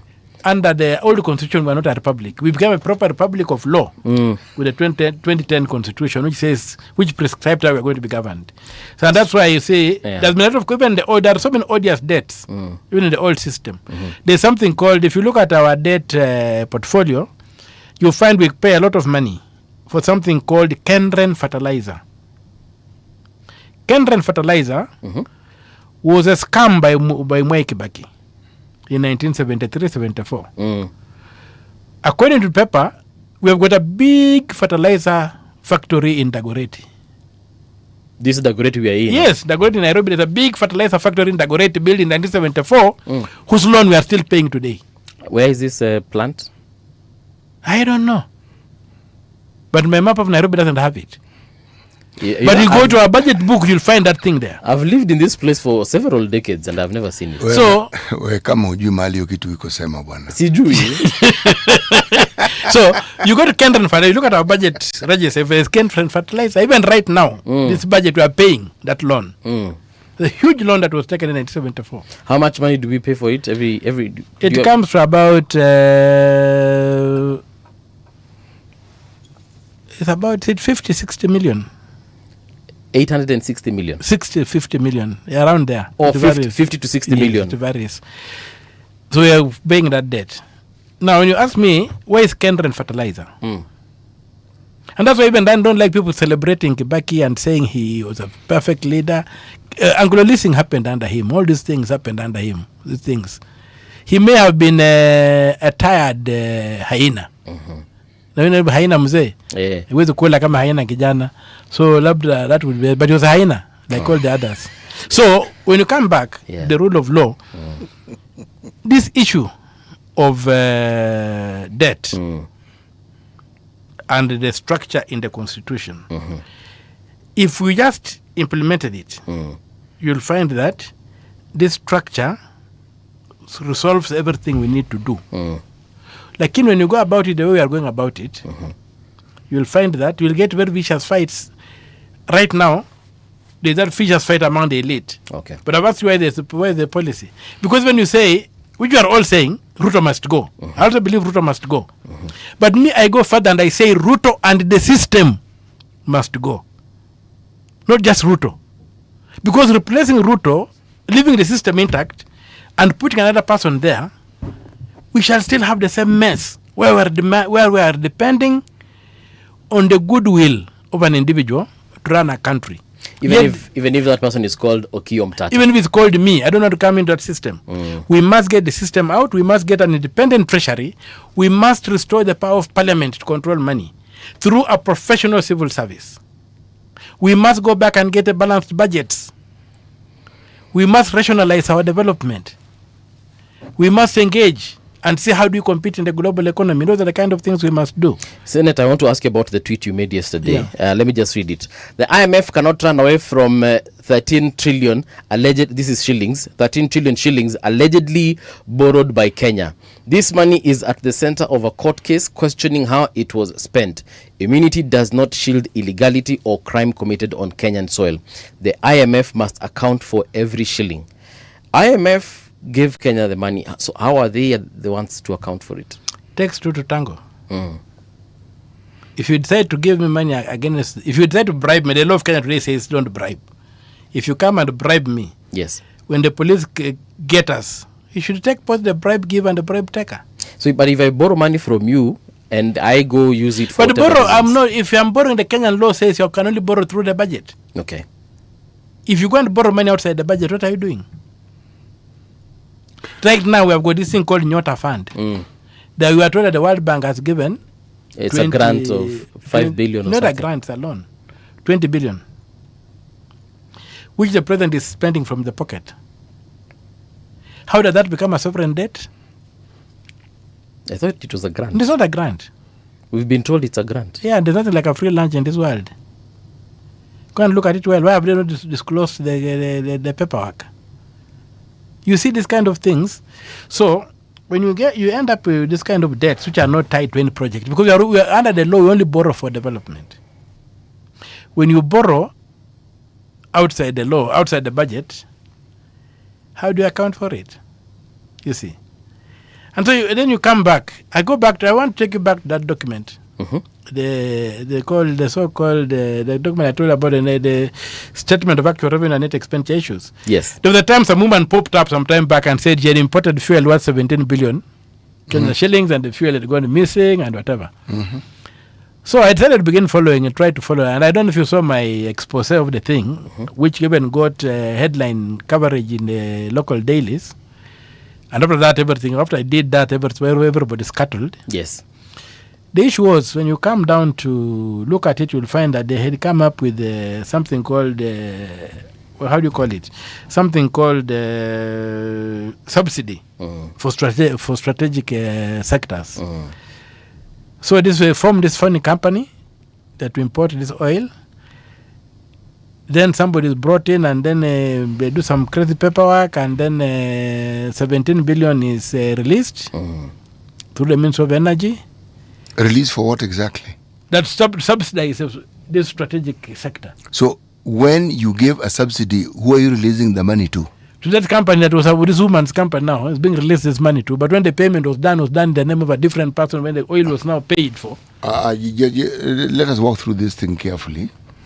The government is offering a subsidy to people who import certain goods, and in this case we're talking about petroleum products. Yes. All right. So if the government is offering a subsidy, what does that mean? It means if the cost of the fuel is X, the government will pay you instead this, which you call a subsidy, so that the fuel costs less. Yes. That's what you're saying. Yes. I see. And so they were given 17 billion. So we have laws that allows for the government to issue subsidies. Yes. Or is it some okay? No, it was something that just came up. Some of these things that come up with policy frameworks and whatever, and they sort of sneak through. And what was the justification for this subsidy? They say that to cushion Kenyans from expensive fuel. But we have a VAT. Why did they not just reduce the VAT? I think you're trying to be reasonable. Yeah, because no. If the VAT we know is 16%, and that 16% automatically raises the price at the pump. So if you reduce the VAT, automatically the price at the pump will go down. So what do you then need to actually transfer money to somebody who is importing the oil when you have the mechanism for reducing the cost of that particular? You know, the Kenyan economy is a Ponzi scheme. Once you understand that you are dealing with a Ponzi scheme, then you begin, you stop asking those kind of questions. It's a Ponzi scheme. The entire economy is a Ponzi scheme. All right, so let's go this tale. So 17 billion is but this one I want to understand. So this money is transferred to a certain individual. Yeah, an individual's company that's purportedly and that is from the treasury. Yes, passing through this system. I hear it's called FMIS and everything. Through the Ministry of Energy. Okay, and does the control of budget have a say on this particular matter? Supposed to, but you see the control of budget. If you look at the Constitution again, if you go to Article 206, they say no money can be withdrawn from a public, for the consolidated fund or any other public fund without the authorization of the control of budget. Yes. Supposed to. Yes. Even that thing they call, you have seen this debate saying that under Article 223, government is allowed to spend without appropriation in emergencies, and the control of budget must be convinced that's an emergency before she releases that money. She has the final say, but she has never had a say. Even if she has a say, does it prevent the money from... no, but the money is already with the president. That's what I'm telling you, that we need to get an independent treasury to lock our money away. In fact, when you go to the Constitution, Article 225, Section 6 of Chapter 12, the subheading of that section is called Control of Public Money. Okay. So if we want to control that public money by taking it away from the executive to reduce the president back from being a lion to a pussycat, then we bring it back to Parliament, but also Parliament not given that money to hold. Whoever holds the money is an independent institution called the Treasury, run by professionals. And the only way you can get money out of that institution is that the allocation must be in the budget and the control of budget must approve it. Then the money can go to the project. Right. We are that 17 billion which was transferred to this entity that had brought some petroleum projects. Yeah. Okay. So I began following, trying to see where did this money come from. So when I looked at that statement of actual revenue and whatever, and I looked at the budgets of ministries, I was able to see that red flag, and I was able to see that how the money had exited. And I was able to see another thing, another haste that was also hidden of 15 billion. And now this one was in the Ministry of Energy. The Ministry of Energy, in the budget, Parliament allocated it 5 billion shillings from the consolidated fund, and the rest was supposed to collect from its fees and whatever. They call it appropriation in aid. But in the statement of actual revenue and net expenditure, yes, the Ministry of Energy in that year was given 20 billion. Parliament allocated 5 billion. It was given 20 billion. So where did the 15 billion go? Why would the allocation be 5, but the actual money disbursed be 20 billion? People are just taking money out. There's no control over public money in this country. So what you're trying to say is that also the control of budget is powerless. Totally powerless. Because the money is with the president and the control of budget with the control of budget before the president. How do you even condemn her? Many have got issues with that office. Why do we call it then an independent office if it's not independent? Or it is independent just by the question of us is very important. I want to give you an example. I come from the village. Village Kabisa. Okay. I come to visit you. Then I want to answer the call of nature, and I said I would like to use a toilet. Right. From the village, it is. In the village, the toilet is about 100 meters away from the house. Okay. So I expect to be told maybe you take a walk in that direction. Say no. Use that room. Then I go and I use the room and I say, you mean you can do this stuff inside the same house where you are living? Yes. I say when I go back home, I'm going to build a self-contained house. But because I want people to know that there's you can have a toilet in your house, I will put the toilet in the sitting room. It's self-contained, it has everything. Yes. I mean, the toilet is inside the house. Yes, it's inside the house, but it's in the sitting room. Where everybody can see. Will you be able to use it? Of course not. Design. That's what we are having in this country. We have refused to follow the design in the Constitution. Now you have built up a very beautiful house, self-contained, but you have put the toilet in the living room, and we can't use it. Okay. So we need to go back to the original design. But if I come to a place and you give me, I have never eaten githeri. Yes. You give me, I say, hey, what kind of food is this? you say, okay, it's not very tricky. It's not a very difficult issue. Githeri, just take, you need a field of beans and maize. This is the ratio and this is the procedure for cooking. And I say, okay, when I get home, I'm going to surprise my villagers by cooking for them githeri. Then along the way, I see a portion meal and I say, no, I think I can be smarter. Why don't I just go and grind the beans? I grind the maize. And I go home. Will I cook githeri? No, you'll make something, but don't I have all the ingredients? You do have the ingredients. The recipe has changed. That is the problem of Kenya. And that's the thing we must crack as a people. And one time when I had a debate with my good friend, the late Raila. Yes. I had a debate with him at his place, and he liked this thing of Canaan. We are going to Canaan, the question of Joshua, and the question of whatever. I told him, Your Excellency, do you know that now, for me where I am today, I believe we need to go to Canaan. But we are not coming from Egypt, going to Canaan. We are coming from Babylon. We don't need a warrior in the name of Joshua. We need a technocrat in the name of Nehemiah coming to reconstruct the temple. Yes. We got independence. We got into Canaan. We messed. We have been taken captive. We are in Babylon now. We need to come out of Babylon to Canaan. We are not coming from Egypt. So the narrative is no longer a liberation war. Yes. It's an emancipation war. Senator, let me ask you, do you ever have a sit down or a conversation with the president, that is President Ruto? Before he became president, we used to talk, but after he became president, I think it became difficult. Do you still have his number? What do you mean it became difficult? I think the things he was doing are difficult. Even from the time when he became vice president and the way they were running the country, I call them Tom and Jerry. When Tom and Jerry took over, that's Uhuru and Ruto. The country went in free fall. And both are behaving like those. If you have seen that cartoon series, Tom and Jerry. I grew up on it, yes. Yeah, that's basically what was happening.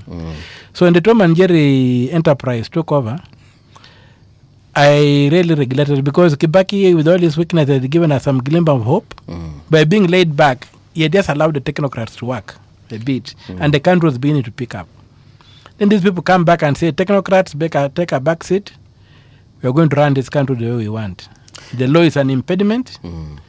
What we want is what will happen. So when that happens, I began losing confidence, and I think I fell out.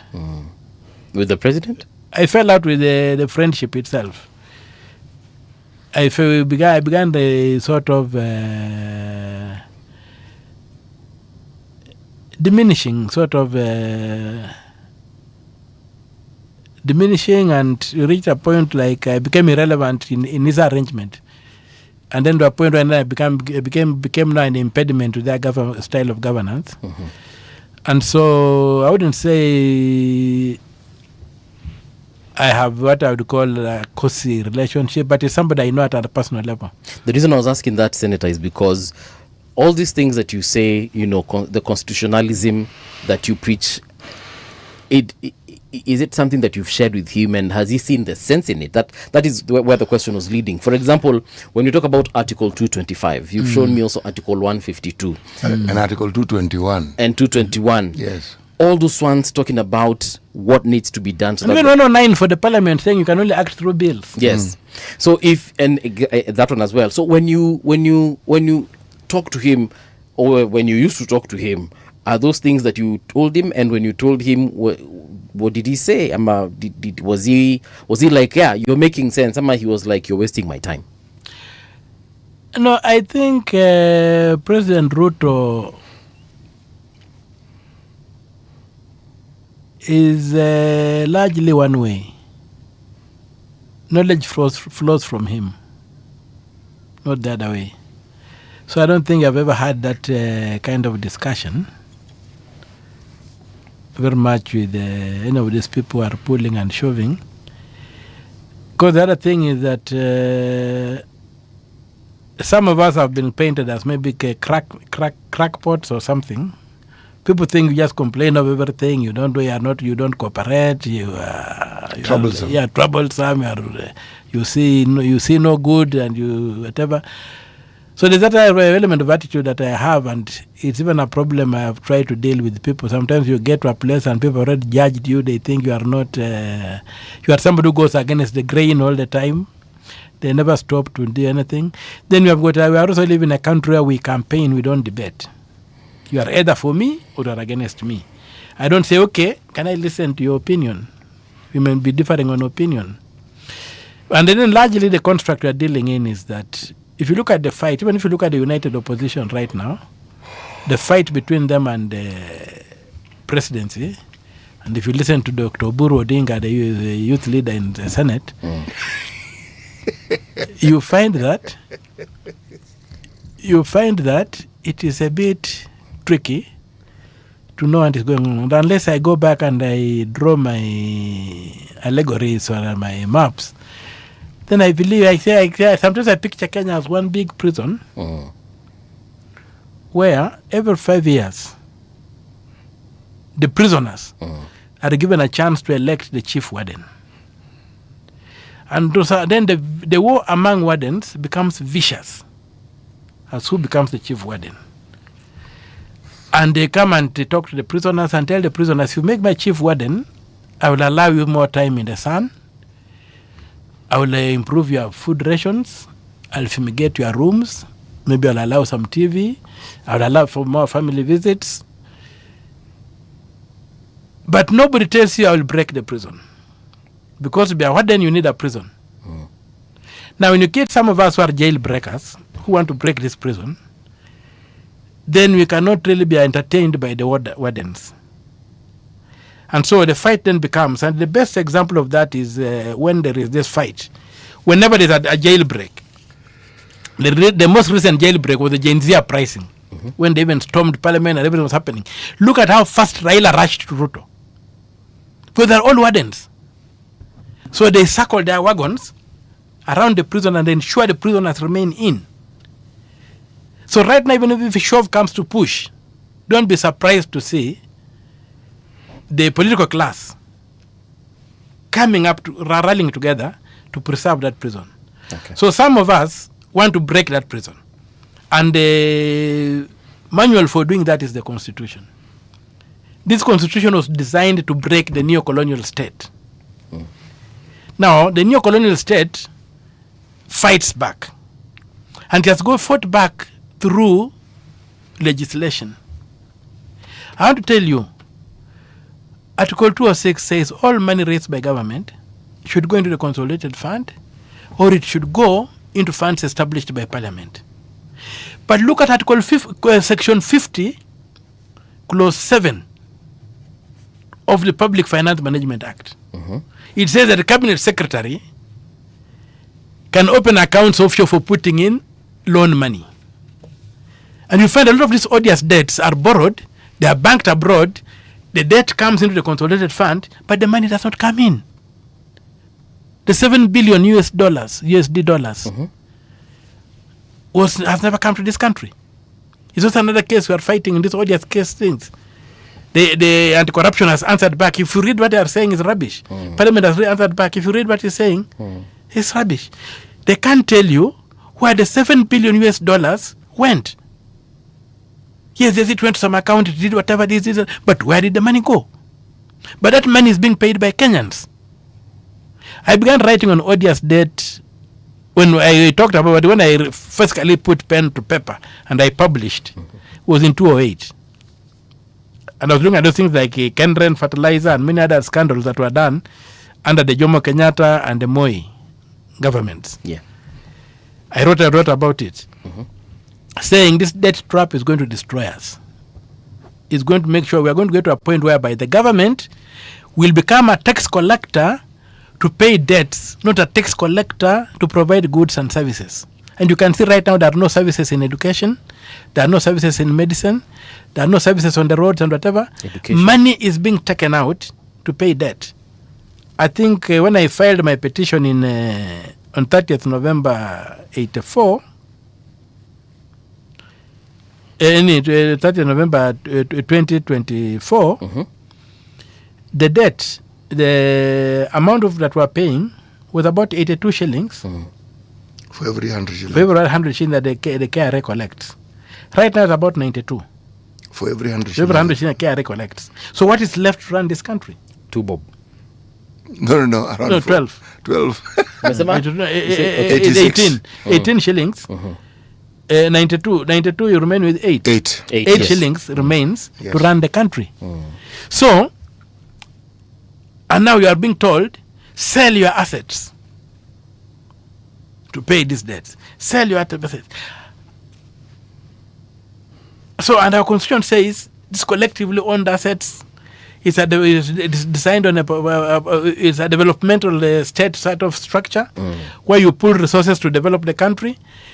You have got a key structure of the constitution is mainly civic republicanism, very clear there, rule of law, small government, enterprise, and what have you. All those things are thrown out. Yeah. We are now servicing debt, and what is left we steal. So, to break that jail, yes, we must go back and say we are implementing the constitution. And implementing the constitution should not be a cut phrase that we just drop around. Should not just be platitudes that we float around.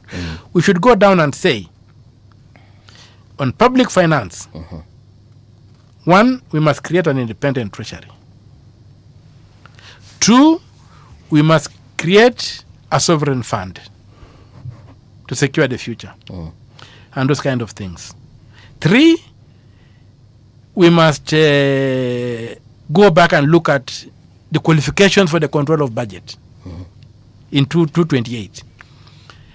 Because that's where another problem has come. That we have appointed 2 accountants. And when you look at the statement that comes from the control of budget and from the Auditor General, they're virtually a mirror image of each other. They're complaining about figures. A control of budget, if you look at it, in 228, the requirement is for an economist, not an accountant.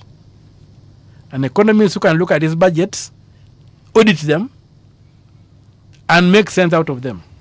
That's why it's the control of budget. So it's proactive. Because you can spend everything, but what will you gain vaccinating hyenas? How do you control malaria by vaccinating hyenas? You see, the figures relate to certain activities within the economy, and that is what the budget was for.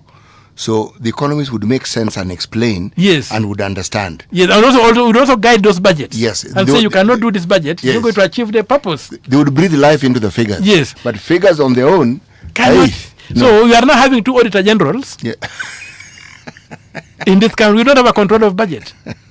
And that's why the sad thing is, because when now Parliament again was operationalizing the qualification, the qualification, the requirement for 228 clause 2 and for the Auditor General for the control of budget, and 229 clause 2 for the control for the Auditor General, the control of budget in 228, Auditor General in 229, their qualifications, Parliament, when operationalizing the acts for their selection, made the qualifications same, and they began looking for accountants for both jobs, not an economist for one, and an accountant for another. You know what it reminds me of, Senator, is how it is very many ministries that we have in this country have a communication department, and it's headed by journalists, not communication experts. Yes. Because the assumption is that somebody who is trained as a journalist is a PR fellow. No, they are not. They are not. So that is the issue that when you came to, we clawed back a lot of what the constitution had and brought it back. So like that section just whereby the money now the minister is allowed. 2 things I've pointed out in the Public Finance. In fact, there are 3. The Public Finance Management Act. There are many others. 1 is Section 11, which creates the Treasury as a ministry of the national government under the control of the Cabinet Secretary, and therefore, and I've showed you that in Article 153, a Cabinet Secretary is accountable to the President. Therefore, it makes the President the national treasurer, and the President takes control of the money. Parliament loses that power, which is supposed to be controlled by the Parliament. And then Parliament becomes just a rubber stamp. The other thing I've again shown you how they have taken away power. You go to Section 50, Clause 7 of the Public Finance Management Act. What they have done in that section, they have allowed the cabinet secretary to create accounts whereby when they borrow money, they can keep money in the accounts there. They don't where they have gone against Article 206 that says all money should come to the consolidated fund.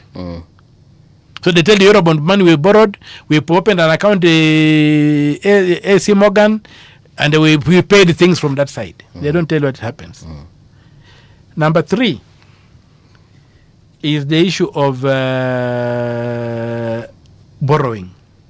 I've shown you that Section 49 of the Public Finance Management Act allows the cabinet secretary to borrow using something called the budget policy statement, which Parliament comes on, and even now we have just done another one. And yet the Article 109 says the Parliament can only act through bills. That thing does not come like a bill. It has got no force of law. Okay. It is just something that maybe they put there for Parliament when we sit there because we are paid small allowances. Maybe that's the incentive we have. You can't earn that allowance. But the whole thing you are doing is that you are not exercising any power, because the Constitution says you only exercise legislative power through a bill, not statements, not reports, not whatever. Now, the cabinet secretary uses that statement to go and borrow. Note the budget, the requirement in the budget is in 220 that all borrowing must be justified in the budget. All right. So, if we were to go back and cure that, we have a we drain the swamp. Then the national anthem, when you sing a national anthem, you'll begin seeing that vision of our founding fathers, the vision they had for a country that this state could become. But you don't do that, you have got the problem we have. Now, you can talk about the EACC, you can talk about the police and corruption, but the thing is this. You have a swamp in your neighborhood. Mosquitoes are hatching there, snakes are hatching there. What are you? You can do 2 things. You can camp and say, we are going to try and see if we can kill every snake and mosquito that hatches there, which is trying to put a lid on the swamp by law enforcement, whatever. Or you can drain the swamp so that no mosquito hatches, no snake breeds. Because they don't have a habitat. Yes, they don't have a habitat. So, and to drain the swamp is the Constitution. Thank you so much, Senator. I feel like we should have even had 3 hours, but 2 hours is all we had for today. However, sisi tunakukaribisha because there are several things that you have said, and I need now for you to come and elaborate for us. And one of them being that report from your committee of 8 who have gone around the country. What is it that they have found that perhaps Kenya needs to know so we can move forward? Sindio? Karibu tena sana. Here's the news with Winnie Maganga.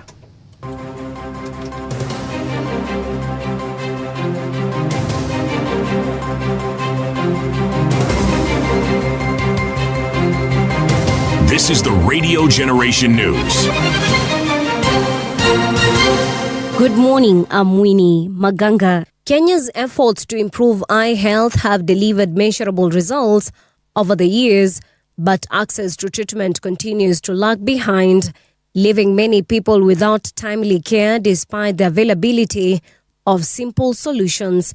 According to the Rapid Assessment of Avoidable Blindness report, the country has reduced blindness prevalence from 0.7% in 1990s to 0.37% today, reflecting a 47% drop over time. The findings were shared during discussions in Nairobi involving international eye health partners and Health Cabinet Secretary Eden Duale. Busia Senator Okiya Omtatah has urged Senate to urgently reconvene following the violent attack on Vihiga Senator Godfrey Osotsi, saying the matter should be debated while still fresh. He called on Senate leadership to recall lawmakers from recess and summon security agencies to explain the circumstances surrounding the incident. Omtatah emphasized that the move is necessary to address rising impunity and ensure accountability. It is something that is really bad. For, some of us don't know how to organize goons. And in fact, I was asking the clerk of the Senate, Mr. Nyegenya, yesterday when we talked on phone and he told me about it. I asked him, Mr. Nyegenya, now, what happens to those of us who don't know how to organize goons? Yeah. Those of us whose tyranny is only in brains. We don't have a tyranny of fists. We don't get a physical. We want to engage people from a point of reason. So I don't know what's going to happen to us, but the attack on Osoti should be dealt with. I'm happy that it was filmed by CCTV. Yes. And our police have the capacity to get after those people. The police only fail when they are sabotaged. Our police don't suffer from incompetence. Our police don't suffer from negligence. Our police suffer from sabotage by those people who are in charge of the state. So the Osoti case must be resolved. Former Cabinet Secretary Raphael Tuju has pleaded not guilty to charges of giving false information to a public officer. Tuju appeared before the Kibera Law Courts following summons linked to the recent disappearance, which had raised the public concern. The charges relate to an alleged incident on March 21st, 2026 in Nairobi, where authorities accused Tuju of faking his disappearance. So if the DCI would think that for a moment I have any apologies to make to them for having escaped whatever those who are following me, then I like to tell them that they're free to arrest me for hiding, to arrest me for getting away from them, because by getting away from whoever was following me, that's why I'm standing in front of you today. Many Kenyans have not been that lucky. Israel has carried out a large wave of airstrikes across Lebanon, which killed and wounded hundreds of people, while officials say the war against the Lebanese armed group Hezbollah continues despite a ceasefire in Iran. Israel described it as the largest wave of airstrikes in this conflict, hitting more than 100 of what is called Hezbollah command centers and military sites in 10 minutes.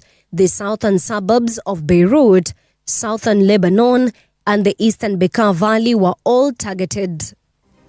And that's the truth on Radio Generation. Good morning, I'm Winnie Maganga. The views and opinions expressed on this program are those of the guests and do not necessarily reflect the views of Radio Generation. Radio Generation assumes no responsibility or liability for the interviewee's views. This is Radio Generation. In the beginning, there was morning radio. But now there is Radio Generation's The People's Breakfast, curious and bold, getting facts from the shadows. That's what it is. Now, as the city wakes and secrets stir, a bright new voice shines. The People's Breakfast, your morning, your voice, your journey. Good morning. Good morning, my neighbor. Welcome to the home of hard truths and bold insights, Radio Generation. Welcome back. 9 minutes past 9. This is the People's Breakfast on Radio Generation. 88.8 FM in Nairobi, 90.7 in Mombasa, and 89.5 in Garissa. In this hour, we still going to be talking about matters public finance, yeah? And we want to talk about the humanitarian crisis that we have in the 254. With us in studio is Timothy Kiprono. Timothy, a very good morning to you. Good morning.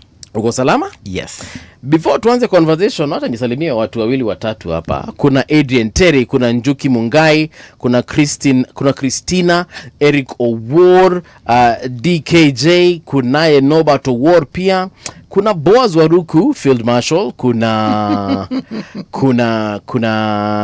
Vita Lesesuyan, kuna hizi unajua zingine ni messages mingi zimejirudia. Kuna Lambert MKZ, kuna G Shi Luvala as well. Nitatafuta wengine before tutoke niweze kupata nafasi ya kuwasalimia, so keep on sending your contribution as far as the conversation is concerned. Lumbasi as well, I see you. Duncan Mwai, Anthony Kenywa, alafu kunaye David Mangera. Haya, Alando pia sija kusahau. Alando ameniambia, Mbuvi, please tell all Kenyans tuned in from all over the world that we should not give a listening ear to either one-term or two-term brigades. Maraga, Omtata na Wanjigi are our lifeline of hope. Well, Alando, I get you 150% by the I feel you on this, but I also have a responsibility behind this microphone to give everyone a chance to talk. So yeah, you're going to be hearing a lot of those one-term and two-term fellows, unfortunately. Otherwise, tuendelee kusikiza kwa makini na tuendelee kufanya nini? Make the choices that will actually help us. So Timothy Kiprono is a public finance, governance and climate expert at the Institute of Public Finance. Timothy Kiprono, once again, karibu sana. Asante sana. We were just having a conversation with Senator Omtata. Yes. A couple of things he said. I don't know if you've had a chance to listen to the interview, but it's depressing when he explains the Constitution the way he does, only to realize that we actually have individuals in this country who either do not know how to implement the Constitution or do not have an idea whatsoever what the Constitution is about. You being a Kenyan, where do you think we are? Well, you talked about two categories of people. Yes. But maybe there's a third category. And perhaps even a fourth. Yeah, or people who know what needs to be done, but they're not interested in what needs to be done for whatever reasons they have. Right. So we have a very solid constitution, progressive as they say. Yes. And it's one of the best around the world, and that has been said. You know, it's almost public knowledge. It provides for systems and institutions. Naweza kakombo karibia tu microphone kidogo. Yeah. Na hiyo kiti chako. Yes. Karibu.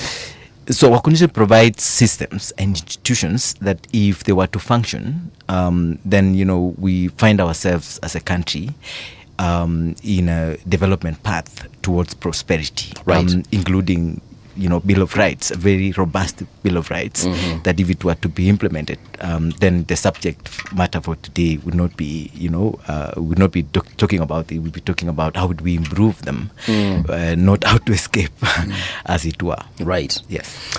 Now, talking about humanitarian crisis and the Bill of Rights, as you've rightly put it, why are we in a constant conundrum of crisis, and especially this so-called humanitarian crisis? And I feel like we've been here for decades and nothing is actually being solved.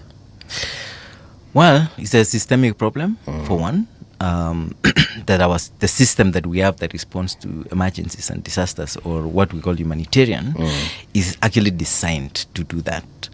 In a lot of ways that, you know, if we have systems, we have legal frameworks, we have finances, but these systems are not producing, you know, or reducing the occurrence of, or what then causes humanitarian, then is a design. It's not that we don't have the instruments that we need to, you know, implement and execute to get us out of this kind of situation. Yes. Because if you look at Kenya, for example, we have several issues that we tackle, and we usually have all these NGOs and other foreign entities that, you know, come and try and help out.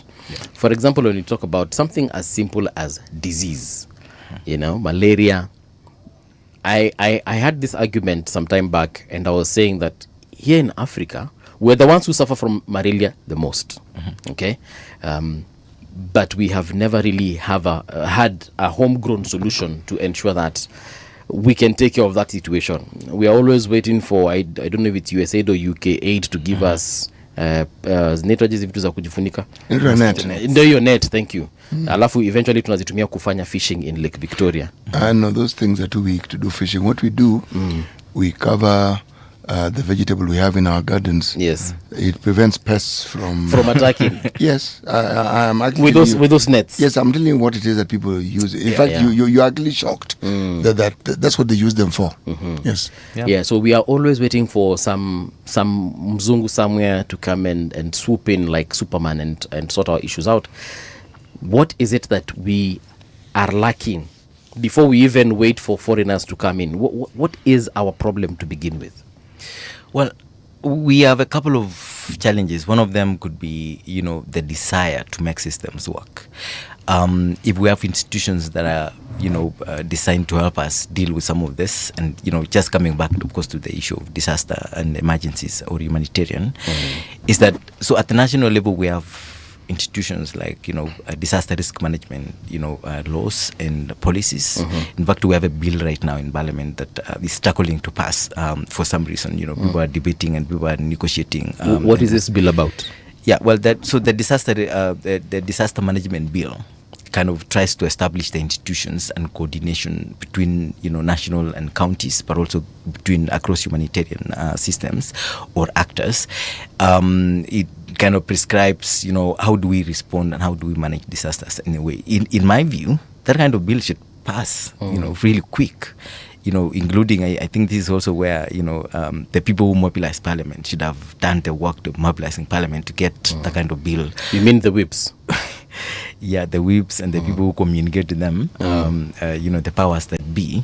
Because, if you look at other bills, there are bills that pass very fast in parliament. Because the interest is higher. Now, why is the interest for this kind of bill not as high as we should? It goes back to what we talked about, like we have systems, but the systems are not working, not because they can't work, but because the people who are supposed to implement them don't want them to work for the interest that they have in the system. It actually, I think I have a different, but it's more or less the same. Those people that we are talking about, where they sit in the National Assembly and the larger parliament, they just don't care about you and I. Yeah. Or could be. Because if they did, those bills that you were saying zinapitanga haraka, ingine pengi inapita haraka. Yeah, just the same way. If not faster. Yeah, because just the same way. If a bill is possible, if it is possible to pass a bill faster, then any bill can actually then pass faster if people have the interest, like you're saying. If parliamentarians have the interest of the people at heart, then this processes then becomes simpler and easier to kind of implement them. And you say, like, maybe they don't we are people who probably don't care about you and I, but could be the interest is elsewhere. And bigger elsewhere. Yeah, right? The priorities. You see, when you're when you're on the whatever bottom part of the priority list, bro, no one cares about you. Absolutely. We can't even, no need of sugarcoating. So what is this competing interests that removes their mind from what it is they set out to do and for which they presented themselves to be elected and for which they got elected? That's why they're in parliament. This competing interest that captures their being, because it's their being, not just their mind. What is it? I wouldn't know. Because, for example, if we just go with what Senator Okia said earlier on about a president shouldn't make roadside proclamations because there's a budget. So there's no day a president should come and say, nitawajengea barabara, because kama haja consult budget, amewadanganya, basically. In very many words. We can look at it that way. So, to answer CT, what is this competing thing? I think we just go back to that someone wants to amass power. So whether it's a president, whether it is a minister, or it is an MCA. Because we also see MCAs telling us that they will do things, and we recently realized they actually do not have the power to do it. So when an MCA says, I will construct roads for you, that person has basically lied to you. But you see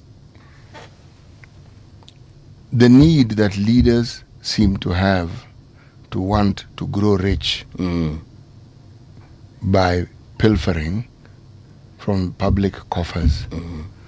Why this great need? Why this drive? You see, it's historical. Some of the wealthiest people we have in this country, apart from those who are clearly businessmen from the get-go, are politicians. No, civil servants. Okay. Who later then got into politics. It's the path. You're a civil servant, you work, then at some point you go into politics. Why did you need to go into politics? Well, one, there's a time when civil servants retired at the age of 55. Yes, I remember. So at 55 when you retire, what are you going to do? So the progression into, seriously, you barely began to, figure out things. So they went into politics because they needed to be engaged meaningfully. But because of what they had done, many of them were people like permanent secretaries, as we called them then. They had people who they had worked with, they had people whom they had helped, their career that had helped. And remember, it was a transition from the colonial government with that first government to now the fully African. So these changes came with very many opportunities. And it was not illegal what those individuals did then. No, it was allowed. Like, for instance, the Africanization program. Okay. Where people were being bought off and business being allocated to individuals. There are those who say, no, it was unfair allocated to certain people. Yes, you may say it is unfair, but do we have cases where there are people who had sought to get those businesses and the offers were declined? I'm simply saying we grew a culture. A sessional paper came into being, and the gentleman called Duncan Ndegwa is blamed for this one, because he actually documented the authorization of civil servants to be involved in business. And they said the rot began then. Prior to that, there was no position that was taken. It was policy. Now, if I am the minister in charge of water and the government needs to do a piping for, say, the whole county of Nairobi, what stops me from giving Kiprono, who's my friend, and you, who is my cousin's relative, what stops me from giving you people the business? Nothing. Now, it starts like that. We're very few, around just 8 million people. We're now 50. You tell me the progression of that, if that is the example that people see over time, you then will want to be in government. Because you understand that when you're in government, the opportunities to grow rich are vast. So the idea of serving the public goes out of the window. And yet, people who were, government was the preferred employer. Because with government, you would get a loan to buy a house, a loan to buy a car. People, there was private sector, but people preferred to work for government. It got inversed. So now, when you're talking about people who become politicians, we always look at the politicians and what they do, and we forget the biggest entity that procures is government, biggest. So the politicians can't work without people in government, the civil servants. So there is this tango that these two groups of people engage in at the cost of the citizen. If the civil servant doesn't comply, the politician doesn't have any might. And maybe to add, and if the citizen, can't speak up, the politician would not hold the civil servant accountable. I agree completely. And so we have this several parts of the system that is driven by level of interest. If as you're saying, the citizen is at the lower section of the pyramid, and they are not able to kind of follow through the power they surrendered, for example, through elections, because our constitution says you have power and you can exercise it directly or indirectly.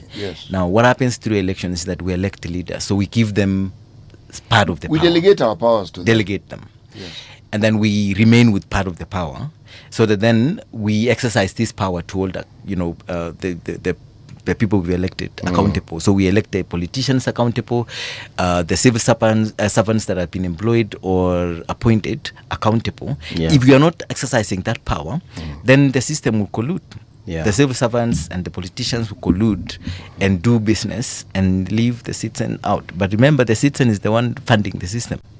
And that's the tragedy. That you're funding, you've given power, but you don't follow. What happens with the power? When USAID withdrew a couple of years ago, President Uhuru, at that time was retired, he said that, look, we cannot be relying on other people's taxes, foreigners, foreign taxes. Watu wa Amerika wanalipanga tax alafu mnangoja sasa hiyo pesa yao kuja wasaidie. Now, because of that declining funding from international, and many other bodies by there after that also just withdrew funding from Kenya, and they've been doing it currently, up to date rather. We still are not looking like we are coming up with homegrown solutions for our problems. For example, I like talking rather about pharmaceutical manufacturing for our country. I know to some level we are manufacturing drugs, perhaps not to the level that we expect, but I still do not see extra effort going into that, considering that if today some of those institutions, NGOs, countries decided no more funding to Kenya, like no more fund, bro, hapa watu watakufa. Na watakufa in droves. What needs to be done as far as that is concerned, from a fiscal perspective? How do we need to start looking for the funds and directing the funds there without necessarily hurting the bigger budget of the country? So the as a country, I think we have a very robust planning system. If you look at the public finance, laws that we have in Kenya, and the provisions that it provides about how do we plan, how do we budget, how do we account for that. If we could just implement just a small portion of those provisions, would be good, right? One, Kenya doesn't lack resources for one. because I mean, if you look at humanitarian alone, we lose almost 1.8 billion through corruption, tax evasion, what we call illicit financial flows. That if we were to kind of leverage on those resources and spend them well, then invest in systems, manufacturing, or even humanitarian systems, then we'll be sufficient as a country. The other thing is about, if you look at how the growth of recurrent versus development in our budgets, both at national and county level, it's so unproportional that the growth of recurrent is really faster every year. If you look at, it's just growing, because recurrent is where salaries, operations, and other things, well, the tea and mandasis and everything else that we talk about almost every time is. Now, why is that part of the budget growing faster than capital? Because capital is where we build the infrastructure. Exactly. We build manufacturing, for example. We build our capacities to be able to take care of the things that we depend on others, mosquito nets, for example, as you're saying. Plus, of course, looking at how do we then create industrial base, that then produces jobs for others. So the challenge is, it just goes back to how the politics of things and technocratic decisions are done in a way that is the citizen aware of what they want, so that then they have expectation on the system. I'm sure citizens know what they want. Yeah, but now how expressing to it, yes, exactly, expressing it and leveraging on the platforms, like for example, how many petitions are going to Parliament about debt, for example? There are very few, right? And if they are, then they are from civil society, organized groups, what call them elites in a sense. But the ordinary citizen who holds the fort, to either vote out a parliamentarian or vote them in, is very silent. Now, the tragedy for that is that the parliamentarian will say, this non-state actors, professionals asking the right questions, but they are very few in terms of votes, right? They don't have the numbers to vote me out. But the person who is likely, who is threatening, is silent. And they're not asking questions. They're comfortable. I take 500 shillings to them. But are they really comfortable? Yeah, well, I mean, comfortable in the sense that they're not asking questions, but in terms of whether their lives are better, no. But let me ask the question, why do you think they're silent? Because the silence is loud. It's very loud, but why is it? I think, I feel, and I'm sure he will answer this, I feel to answer that question of yours, I feel like Kenyans ni hawajui tu kujiitishia. Wanajua. Waji. No, wanajua. The majority hawajui. How do we relate to authority? Tuanze sisi kama Africa. How do we relate to authority, position of authority? Begin with the backgrounds where we come from, how we relate to people who are older than us, then our fathers, grandfathers, uncles. How do we relate to authority? We very rarely, we are not trained to question authority. We are actually even not trained to speak to authority. So it's a mold that people need to break out of to understand that it is not disrespectful to actually talk to authority. It's not disrespectful. When somebody is elected, how do we get the citizens to understand that this person is your servant? You don't elect the person to be your king. Kings are not elected. How do you get the citizenry to understand this? Why am I saying this? Every economy that we look at, we refer to the Asian tigers and we refer to how they've grown. They didn't start growing massive industries. No. They started with what can be referred to as cottage industries, which were then grown. But they had an infrastructure that shepherded and midwifed this process so that it grew. Okay? Now, by the way, we had this structure with something called ICDC. We actually had seen this and we had it. Now, when you look at what we have now with the devolution, devolution is ideal for what we are saying. Because we know what the business people do in the counties. We look at growth from a national perspective, which is a mistake. Because the nation is a composite of wards, counties, constituencies, counties, and so forth. So if you really want to grow a country, you start by growing the ward. What do you do at that level? And county governments have monies and they have the mandate to do these things. It's not that they don't understand it academically, but understanding that when you grow these small businesses to the point where they are economically viable, what you've then done, you've created wealth in that particular place. And when you create wealth for that particular unit, you're creating wealth for the county. When the county is wealthy, the country is wealthy. The GDP just keeps going up. But for some reason, the monies that are intended for this, with the way we do it, we eat the seed money. If, as we were told the other day, 50% of the money that goes to the county goes to 0.3, it never goes beyond 1.2% of the population, the employees. 50% of that money goes. So the other 50 that is left, what are you going to do with it? And I believe there's also another guest who told us yesterday that a lot of these county chiefs, aka governors, when they're elected, their first order of business is to employ everyone in the county so that they can deal with that employment issue. They actually can't employ everybody in the county. Of course they can't. Yes, but they try as much as possible to just... Yes. So you find that you're paying people salaries as opposed to roads, stadia or schools or whatever it is that you're supposed to do as a governor. Well, creating jobs is a good thing, right? Is it easy? For everybody. but you see, I think creating jobs in that manner at the expense of what? I think that should be the question. Should you be creating jobs, Kiprono, or should you be creating opportunities so that people can create the jobs themselves? Yeah. So actually, that's where I was going, and I like what CT just talked about, how other economies grew and developed. So if you look at the ingredients of how Singapore, for example, grew, or for example, Singapore, Korea, we want to be there. If you look at how it grew, it started with two things. One is a desire to develop, and that desire is at the level of leadership. Okay, so you have first of all to have leadership that desires, that it wants the best for its people. And then second is commitment, and the commitment means that if we plan that we will do X, then let's follow the path that leads us to that X, regardless of the challenges that we face. And that's how Singapore grew. So Singapore has 100-year plan, 1965, 2065, and they followed it. A new president comes, that president doesn't deviate from that plan. He builds from where the previous president built.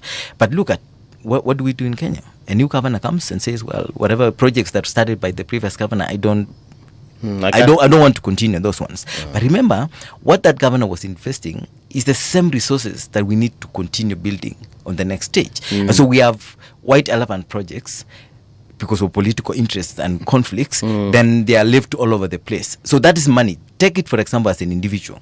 If you have limited source of income, and then you're investing, and then you don't complete, you invest in business, and then you leave it halfway, and then you say, no, this is not making sense. Let's take the money that is remaining and invest something else.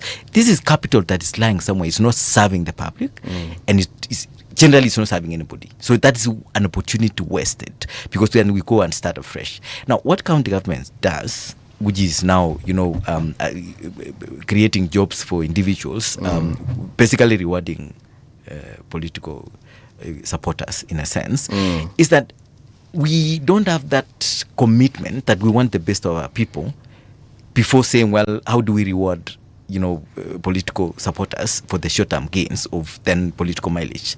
So that we have to kind of see, do we need to invest in roads or employ people, right?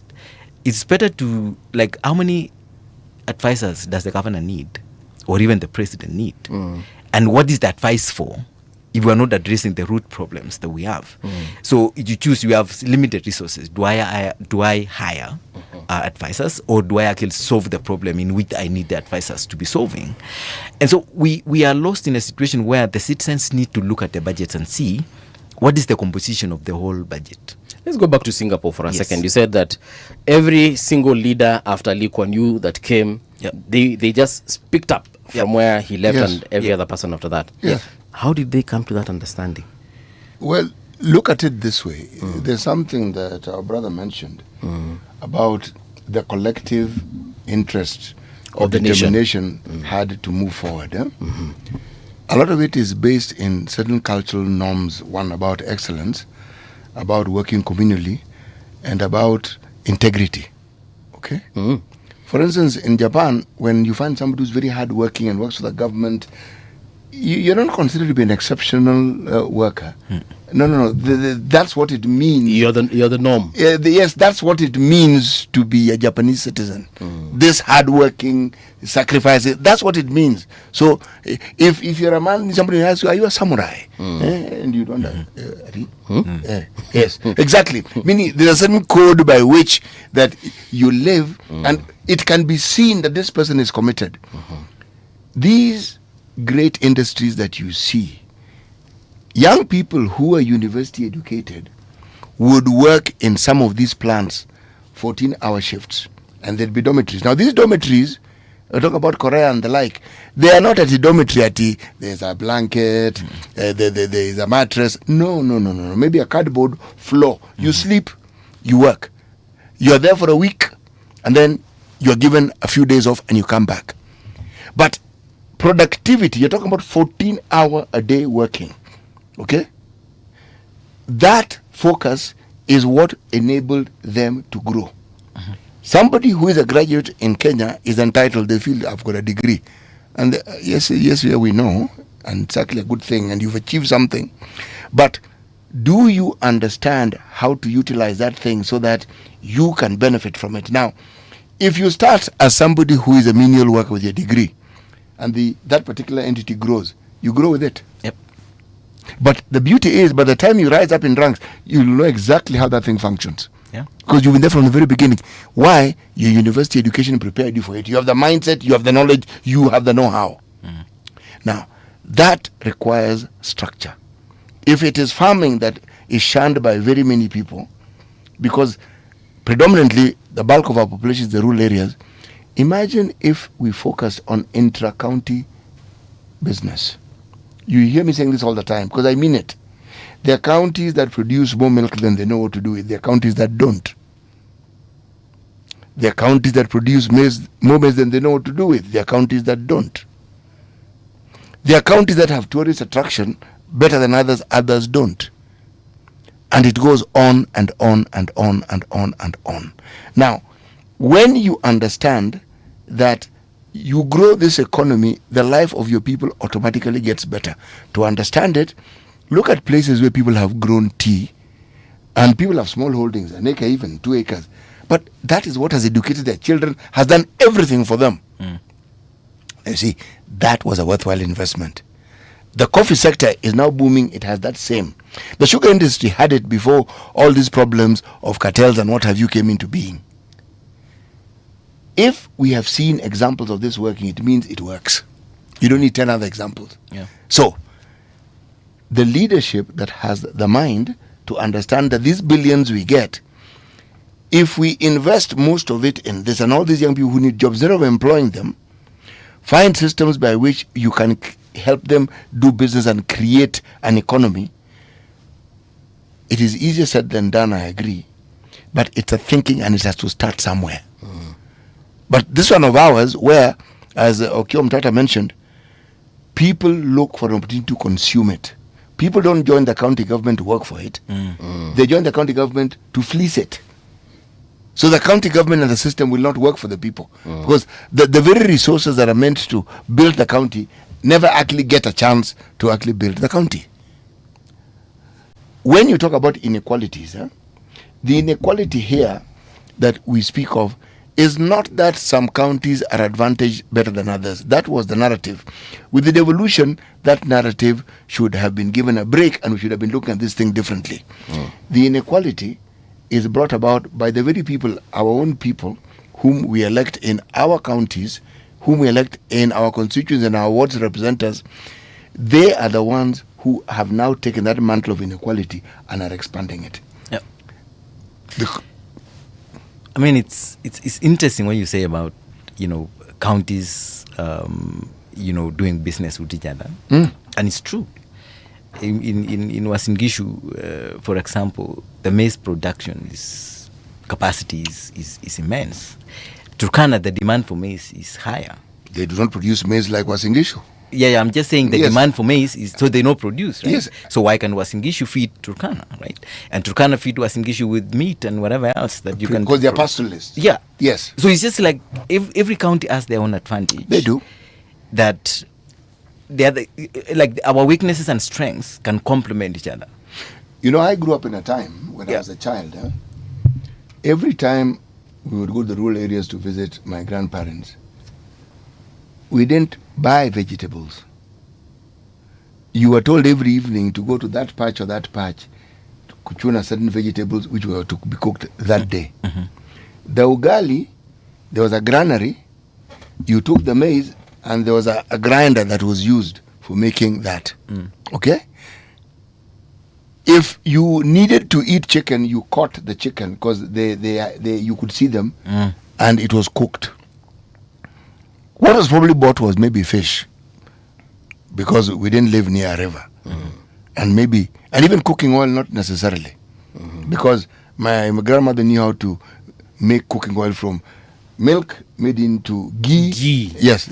My grandmother as well. Precisely. So, and it has such a delightful aroma. Actually, the ghee we buy in the supermarket, when I compare it to the kind of ghee my grandmother used to make for us, so what I'm saying is, the subsistence farming of the Kenyan rural folk sustained them. They did not need you to feed them. They could feed themselves. Yeah. You see, our problem now is we can't feed ourselves. Wow.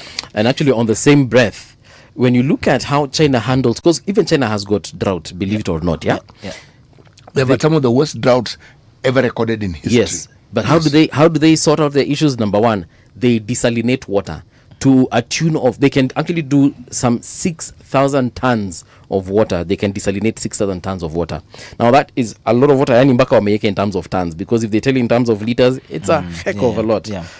And they use that water for things to do with irrigation, and they feed the animals and so on and so forth. During the times when they have plenty of rain, they do a bumper harvest and then they store. So even during a drought season where things are dry, bwana wanyama wao hawatakufa kama venye yetu wanakufa.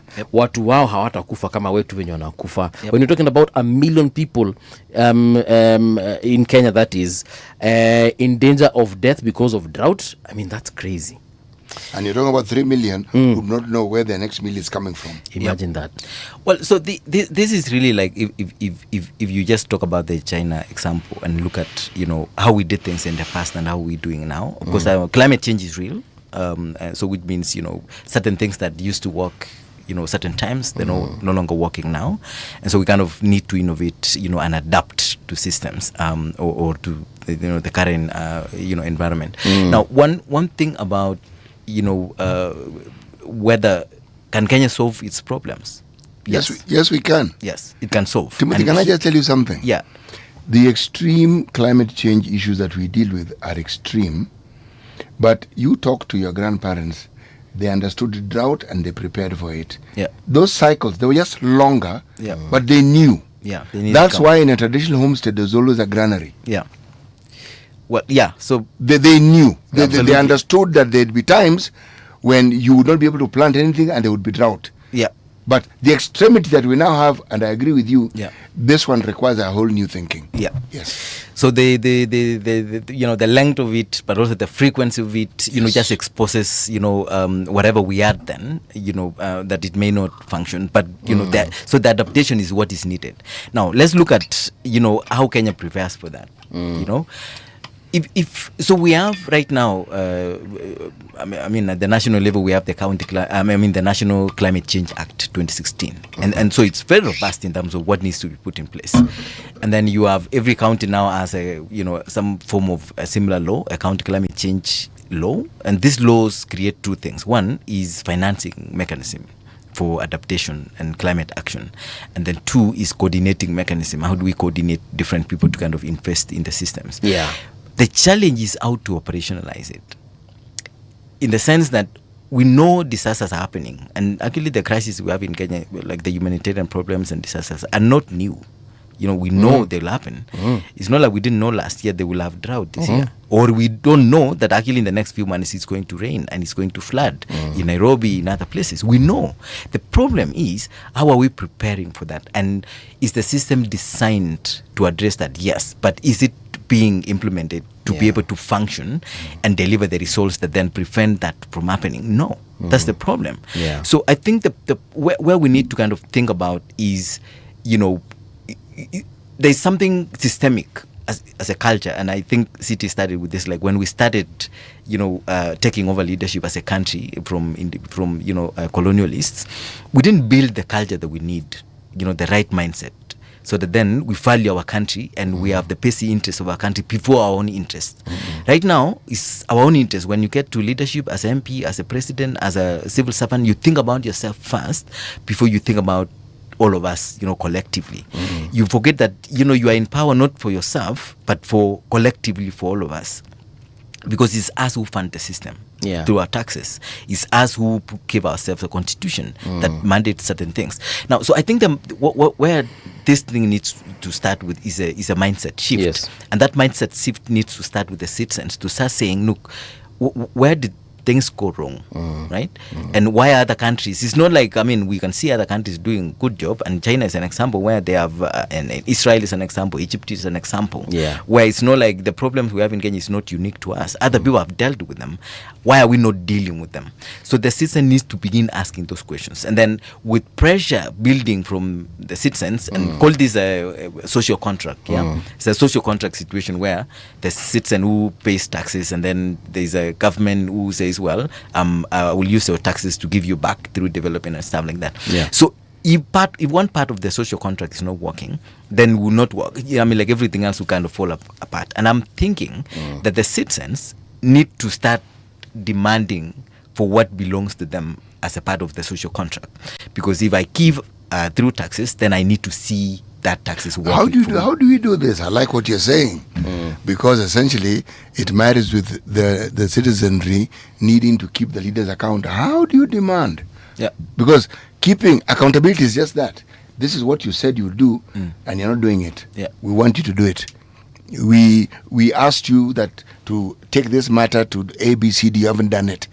We are demanding. How do you demand it in a structured way so that you can actually determine that it actually gets done? How? Well, I wouldn't say there's one way of doing it. There are just several ways. But the beginning would be having expectation as a citizen. So that if as an MP who never spoke in parliament since they were elected, never passed a motion, never asked a question, whether accountability question or a corruption question or something like that, even when the Auditor General is raising concerns, that kind of MP, because of their role of representation, oversight and legislation, should not be elected. That's the beginning. Regardless of how much money they bring during elections, because that's where our problem is. Like an MP goes silent for 5 years, they come, and then say, well, guys, pangeni laini, they give you 500, and then you're like, we forget that actually this person is a servant that we send to do a job. So we forget that we need to ask this person, first of all, that, okay, what happened to the job that we gave you? So I think we need to separate those two things. The resources that comes with politics and the responsibility that the politician and the leader was to do. We need to separate them. The second is enlightening our citizens. And I'm very excited about what you guys are doing in the studio, because this is the beginning of it. When we have this conversation, and in a way that then more people have access to, then they start asking, like the mindset starts to change in the sense that, I didn't know we could do that, right? So there is a way citizens can enlighten themselves, and through the NGO civil society who've done a good job producing material, producing content that then helps citizens to understand how the system works and stuff like that. So we need to find a way of getting this content to the citizens, so that then we start seeing, okay, so that different parts of the system, there's politics, there's also governance systems, there are resources, there are taxes, and so forth. So how do we tie all of them together? Beginning with expectation. When we elect a governor, what is this that we want them to do? When they come campaign, instead of take your 500 shillings or 200 shillings or 50 shillings, but ask the question, what is in it for me? What is this that I can hold you accountable for after 5 years? So, of course, if you, as a citizen, you don't have something to expect, then anything can be anything, right? But you have to have 1, 2, 3 demands, and say one is that I want you to reduce the money going to salaries and move that money to capital. Once you take that person's money, what strength, what power do you have to demand anything? Kiprop, is that your phone vibrating? It's very loud. Oh my gosh. Okay. My apologies. No problem. The question, it goes back to what you said. The way we are conditioned as a society in Kenya is that we respect authority too much. Okay, we give it too much respect that it doesn't deserve. Do we respect it or do we fear it?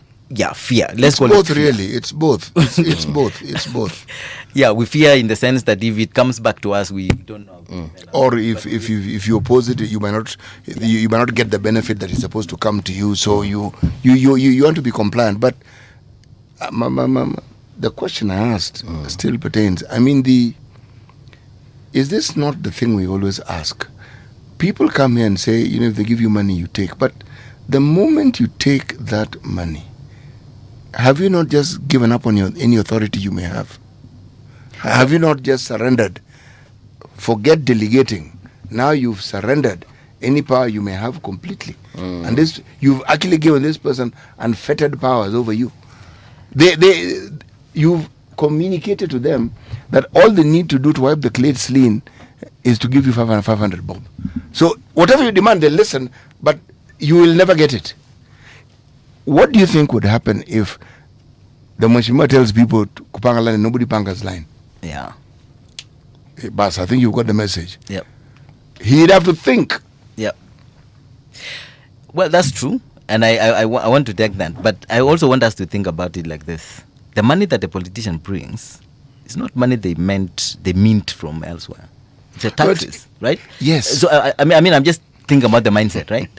Like the mindset needs, first of all, to appreciate the fact that the resources that are being brought to us for bribing, for our electoral mindset, for example, how to kind of like reward the politics, is our own money in the first place. So that when I take that money, it's not I'm taking anybody's money. I'm actually taking just back my taxes in form of, whatever you bring it for.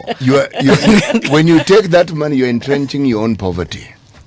You are entrenching your own poverty, and you are giving that leader license to understand that their problems are solved and the continuity of the position they have is solved by giving you 500 shillings. So you've damned yourself to a situation where nothing will ever actually change. Initially, I used to, when Citi told me this the very first time, I was like, but wait a minute. See, I just take the money and then I don't vote for this bugger. Yeah. But at the end of the day, when you think about it critically, like ile ukae chini ujiulize by the ngoja kidogo. So this guy has come, or this lady has come, and they have given you X amount of money. Yeah. But you see that 500 bob has been given to probably very many other Kenyans. In your position, right? Yeah. So this guy will have spent millions of shillings on that campaign, bro. And that person is actually elected. So you elect him because he gave you 500 bob. Yeah.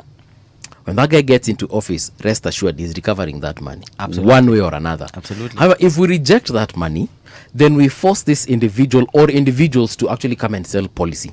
It's not about 500 bob anymore. It's about what they will actually deliver. Yeah. So that when they get into office, it's not about stealing anymore. They might steal, yes, but now we have the authority to hold them to account. No, that's true. And it happens in other places. In developed economies, people do that.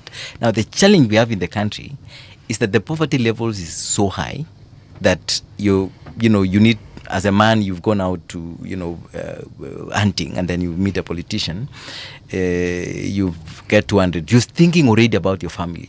Are we really poor?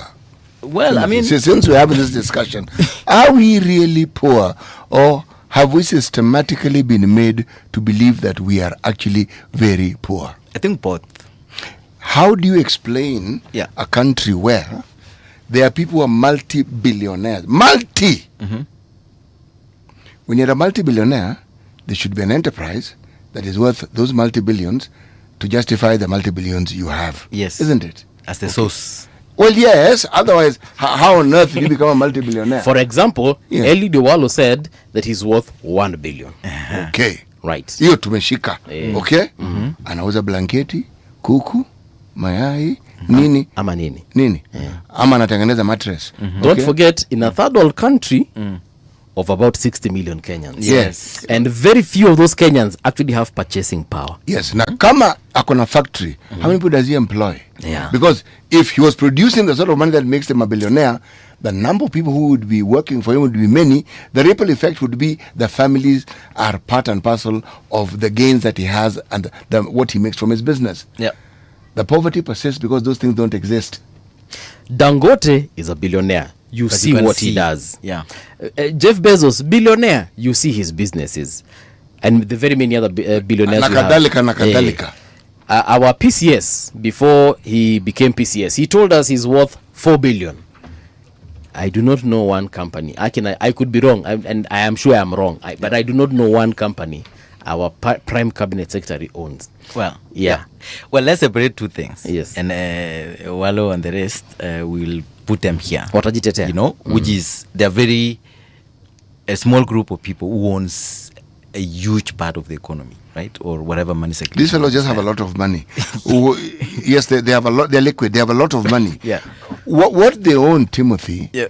If they owned it, we would know. You know the thing about enterprise. Yeah. People know those who own enterprise. There's a guy called James Mwangi. We know there's a bank called Equity attached to him, so we know. Yeah. So if you tell me James Mwangi has money, I'll say it makes sense. Yeah. I know he has money. Even Trump is a billionaire, and we see his businesses. Yes. Now, so there's here too. Now, the thing here. So I want us to kind of like begin to just break them apart. First of all, so in the country we have billionaires, and millionaires, and put them into one pot. These are very small group of people out of the entire population. If they are 1%, they are many. Yes. Yeah. Well, someone actually mentioned the number is about 100 and something. Who own 90% of, of Kenya. Yeah. Whatever resources are there, and then you have now the rest of millions of us who don't have close to what these guys have. Nothing. I mean, even let's say nothing. It's incomparable. Okay, it's incomparable. Now, what happens is the way the system is designed is that we need to keep majority poor, so that 500 shillings, 200 shillings counts a lot when you take it to them, and that's where the problem of our elections comes into play, because you're left between two choices. Should I ask the question of accountability and what I expect a policy or something like that, or should I first of all survive today so that my family can survive tomorrow? And so I'll take the 200, and then it does what you said, changes my mindset. Like, okay, this guy gave me 200. I wanted to ask a question about this. I'm like, okay, let me know. Ask the question. Now we need the thing about what I say, like we need to take the money but still ask the question, is because we need first of all to survive, to be there tomorrow to start asking the question. Actually, by taking the 200 shillings, will the person be there tomorrow to give you another 200 shillings? Well, they will not be there. So what exactly have you solved? Because you see, the CT, you're looking at the system as a one-off thing. The system, the way it works, and devolved system, is that the counties are accessible to you almost every other time. And what you need to do, I took your 200 for the governor, because I mean, if actually the 200 changes the mind, there are 4 governors, there are 4 aspirants for governor. I've taken 200 from each one of them. Who will I vote for because of the 200? You see, like it creates a problem. I understand that logic, and it damns the individual to perpetual poverty and cyclical poverty, which will follow to his children as well. That is a sort of mindset that guarantees that perpetual poverty that we are speaking of. Yeah. Billionaires, when they exist in an economy that can justify it, that economy is a multi-trillion shilling economy, the economy. Yeah. If you look at places which has very many millionaires or billionaires, say a place like China, for one, it's the population. So if you have something that very many people like, it's not difficult to become a millionaire or a billionaire. If you look at people in the tech industry and who are referred to as multi-billionaires in, say, in America, if their businesses is, say, in California, that is a $4 trillion economy, bwana. Yeah. Okay? Yeah. It is more than very many of these countries we have on this continent bumped together. So the logic behind wealth is not difficult to understand. Yeah. You look at India and the wealth that they have there, you look at the population and the demand for goods and services, you can understand. This magic one of ours where you are looking, this one is, it's fascinating to observe. Ni God maze. Yeah. Yo fala ya ni God manze ndio inatumaliza. But I get what you mean. Kiprop, we've come to the end of the show, but before we do that, I'm reminded of a story in the Old Testament, yeah? This guy called Joseph. He was the son of Jacob and Rachel. He was sold by his brothers to Egypt. You remember? Then eventually he became prime minister of Egypt, and then he interpreted this dream to the king, to the Pharaoh, that look, there's gonna be 7 years of good harvest. harvest and then 7 years of drought. So basically, he told them prepare, and they prepared. Walichukua machakula wakaweka huko vo. Actually, he was told oversee this thing. This thing that you told us. Wewe ndio umesimamia. And even other nations were coming to them to buy because these guys had prepared adequately for 7 years of drought. They had strategic reserves. Basically, the reason I'm bringing this story up is because we actually have the capacity to predict the future. Forget ya kina Joseph ilikuanga ya ndoto. Absolutely. We have got the tools to actually know whether it's going to rain next year, today. Yeah. We just do not want to do it. Long story short, we don't want to. China are investing in Kenya, literally funding farmers to grow food for them. UK is doing the same thing. Russia is doing the same thing with their fertilizer. The Middle East are doing the same thing. Wanakuja hapa, wanapatia farmers wetu pesa and resources. Farmers wetu wanapanda chakula and we are feeding Israel, we are feeding all those other countries. But sisi tunalala njaa. Si ati ni kwa sababu hatujui, ni kwa sababu ya ufala. Na hiyo story ya God ni God, it's real. But we need to do something about it. We honestly do. Yeah. We need to do something about it. Parting shot. Well, maybe the few words I would say at the end is that we don't lack systems and we don't lack frameworks. You know, we have policies, we have legal frameworks, we have a public finance management system that is very robust. We have, you know, we perform well, you know, on our taxes, but now we also borrowed, so which means we have access to resources. I think what we need to do is change how we think and use these resources. It's time that we deploy the systems that we have to make them function.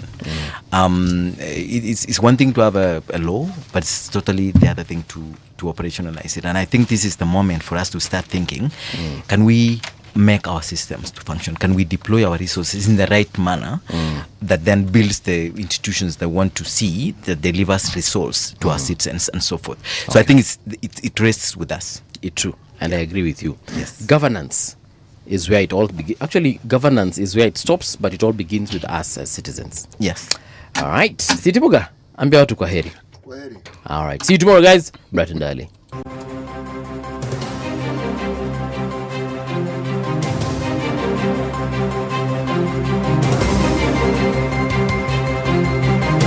This is the Radio Generation News.